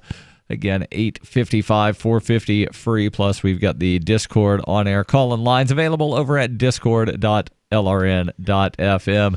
And, you know, we have not really promoted the Twitch tonight. You can actually watch us, if you're into that sort of thing, over at twitch.lrn.fm. There's also, I think, chat rooms built in where you can chat with other people that are also being voyeurs. And sometimes there are things other than radio shows happening on the Twitch out of the studio. Sometimes people play some video games, so you can watch that as well. Twitch.lrn.fm. So we've been basically all over the board tonight. But, you know, we talked about this, I think it was last week, when it was widely touted Congress just legalized industrial hemp when they slipped it into the Farm Bill. They slipped other things into the Farm Bill as well that had nothing to do with farming, but at least legalization of industrial hemp has to do with farming. But now the bad news. Apparently, the FDA has sent warning letters to companies making health claims for CBD, saying you can't do that. And ABC has the story here. It says, in a statement following Thursday's bill signing, that's last Thursday, FDA Commissioner Scott Gottlieb restated his agency's stance on CBD as a drug ingredient and therefore, quote, illegal to add to food or health products without approval from the FDA.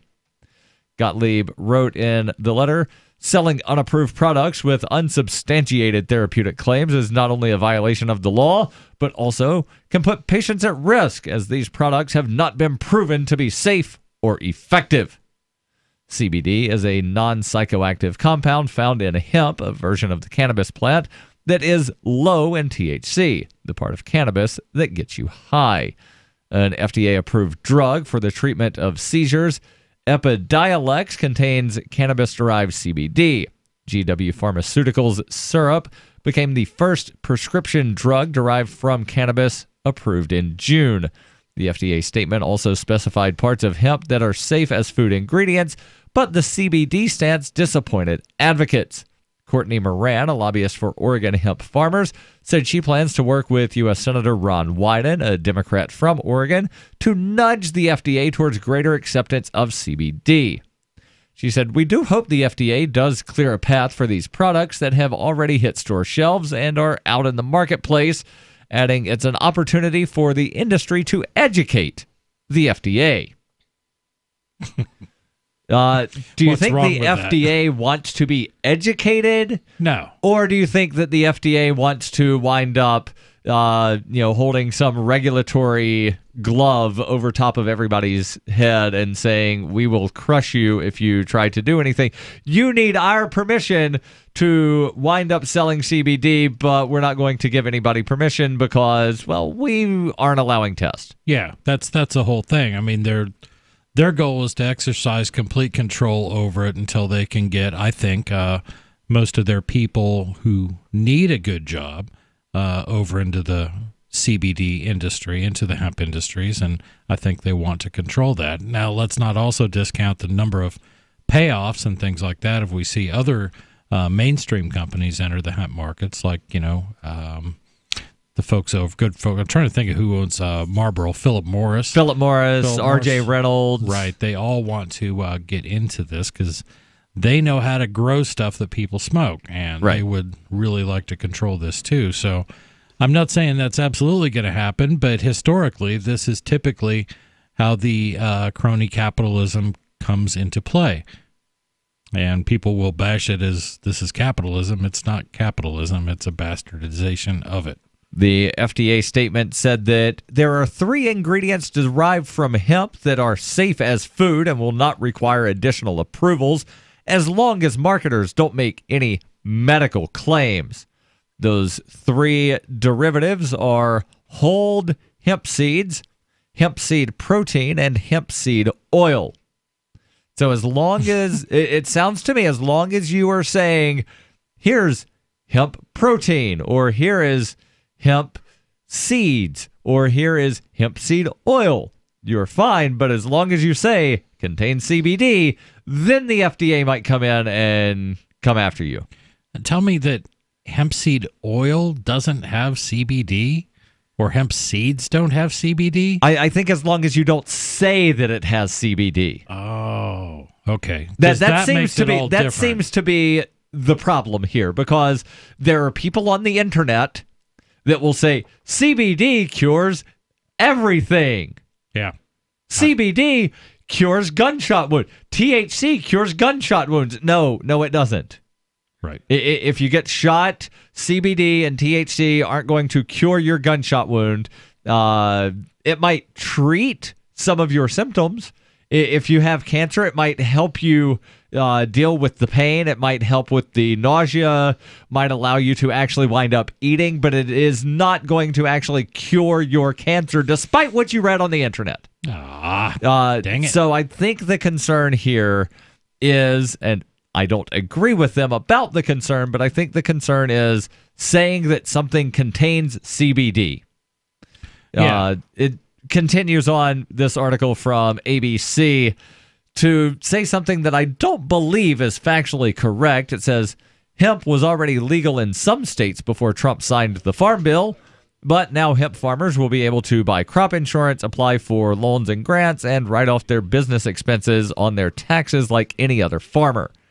I don't know how factually accurate I don't either. that is, because I know that when there was a proposed legislation here in New Hampshire a couple of years ago to simply state that industrial hemp is not a controlled substance, there were arguments that, well, if we pass this, the feds are just going to come in and seize all the hemp because it's still illegal at the federal level. Right. And we're told that there's this federal, well, what's the term that I'm looking for? Not overreach, but supremacy. The supremacy clause is, well, the federal laws trump everything else. Right, which is a complete misreading of the supremacy clause. Right. So depending on which lawyer you ask, hemp may or may not have been legal in some states prior to this federal legalization of hemp. That, again, the FDA is saying if you advertise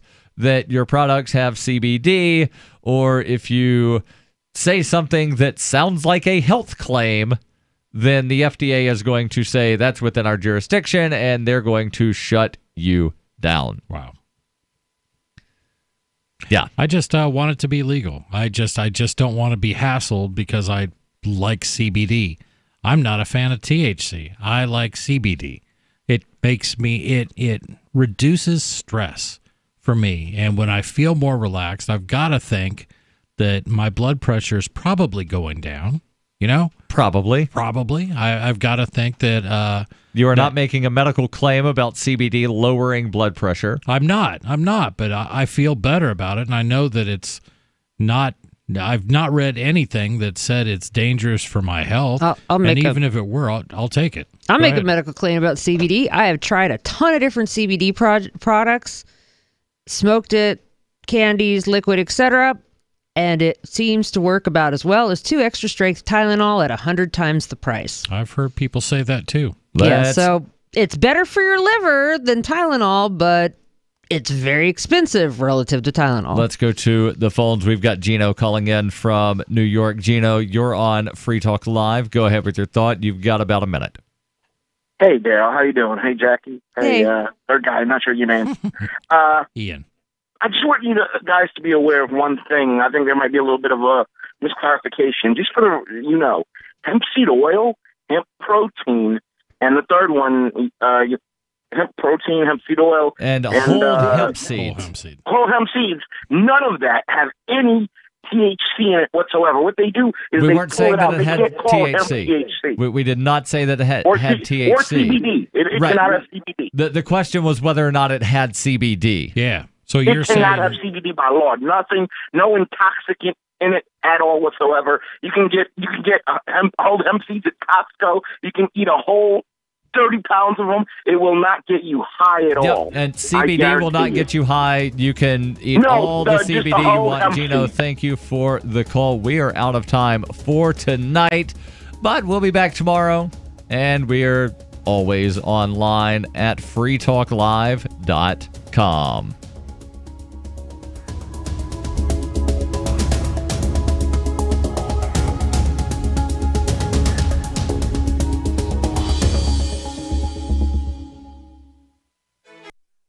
Never, ever send a follow-up email asking, "Did you get my email?" Email 101. If it didn't bounce back undeliverable, it got where you sent it. And avoid transmedia pestering, like calling to ask, "Did you get my email?" or emailing to say, "I left you a voicemail."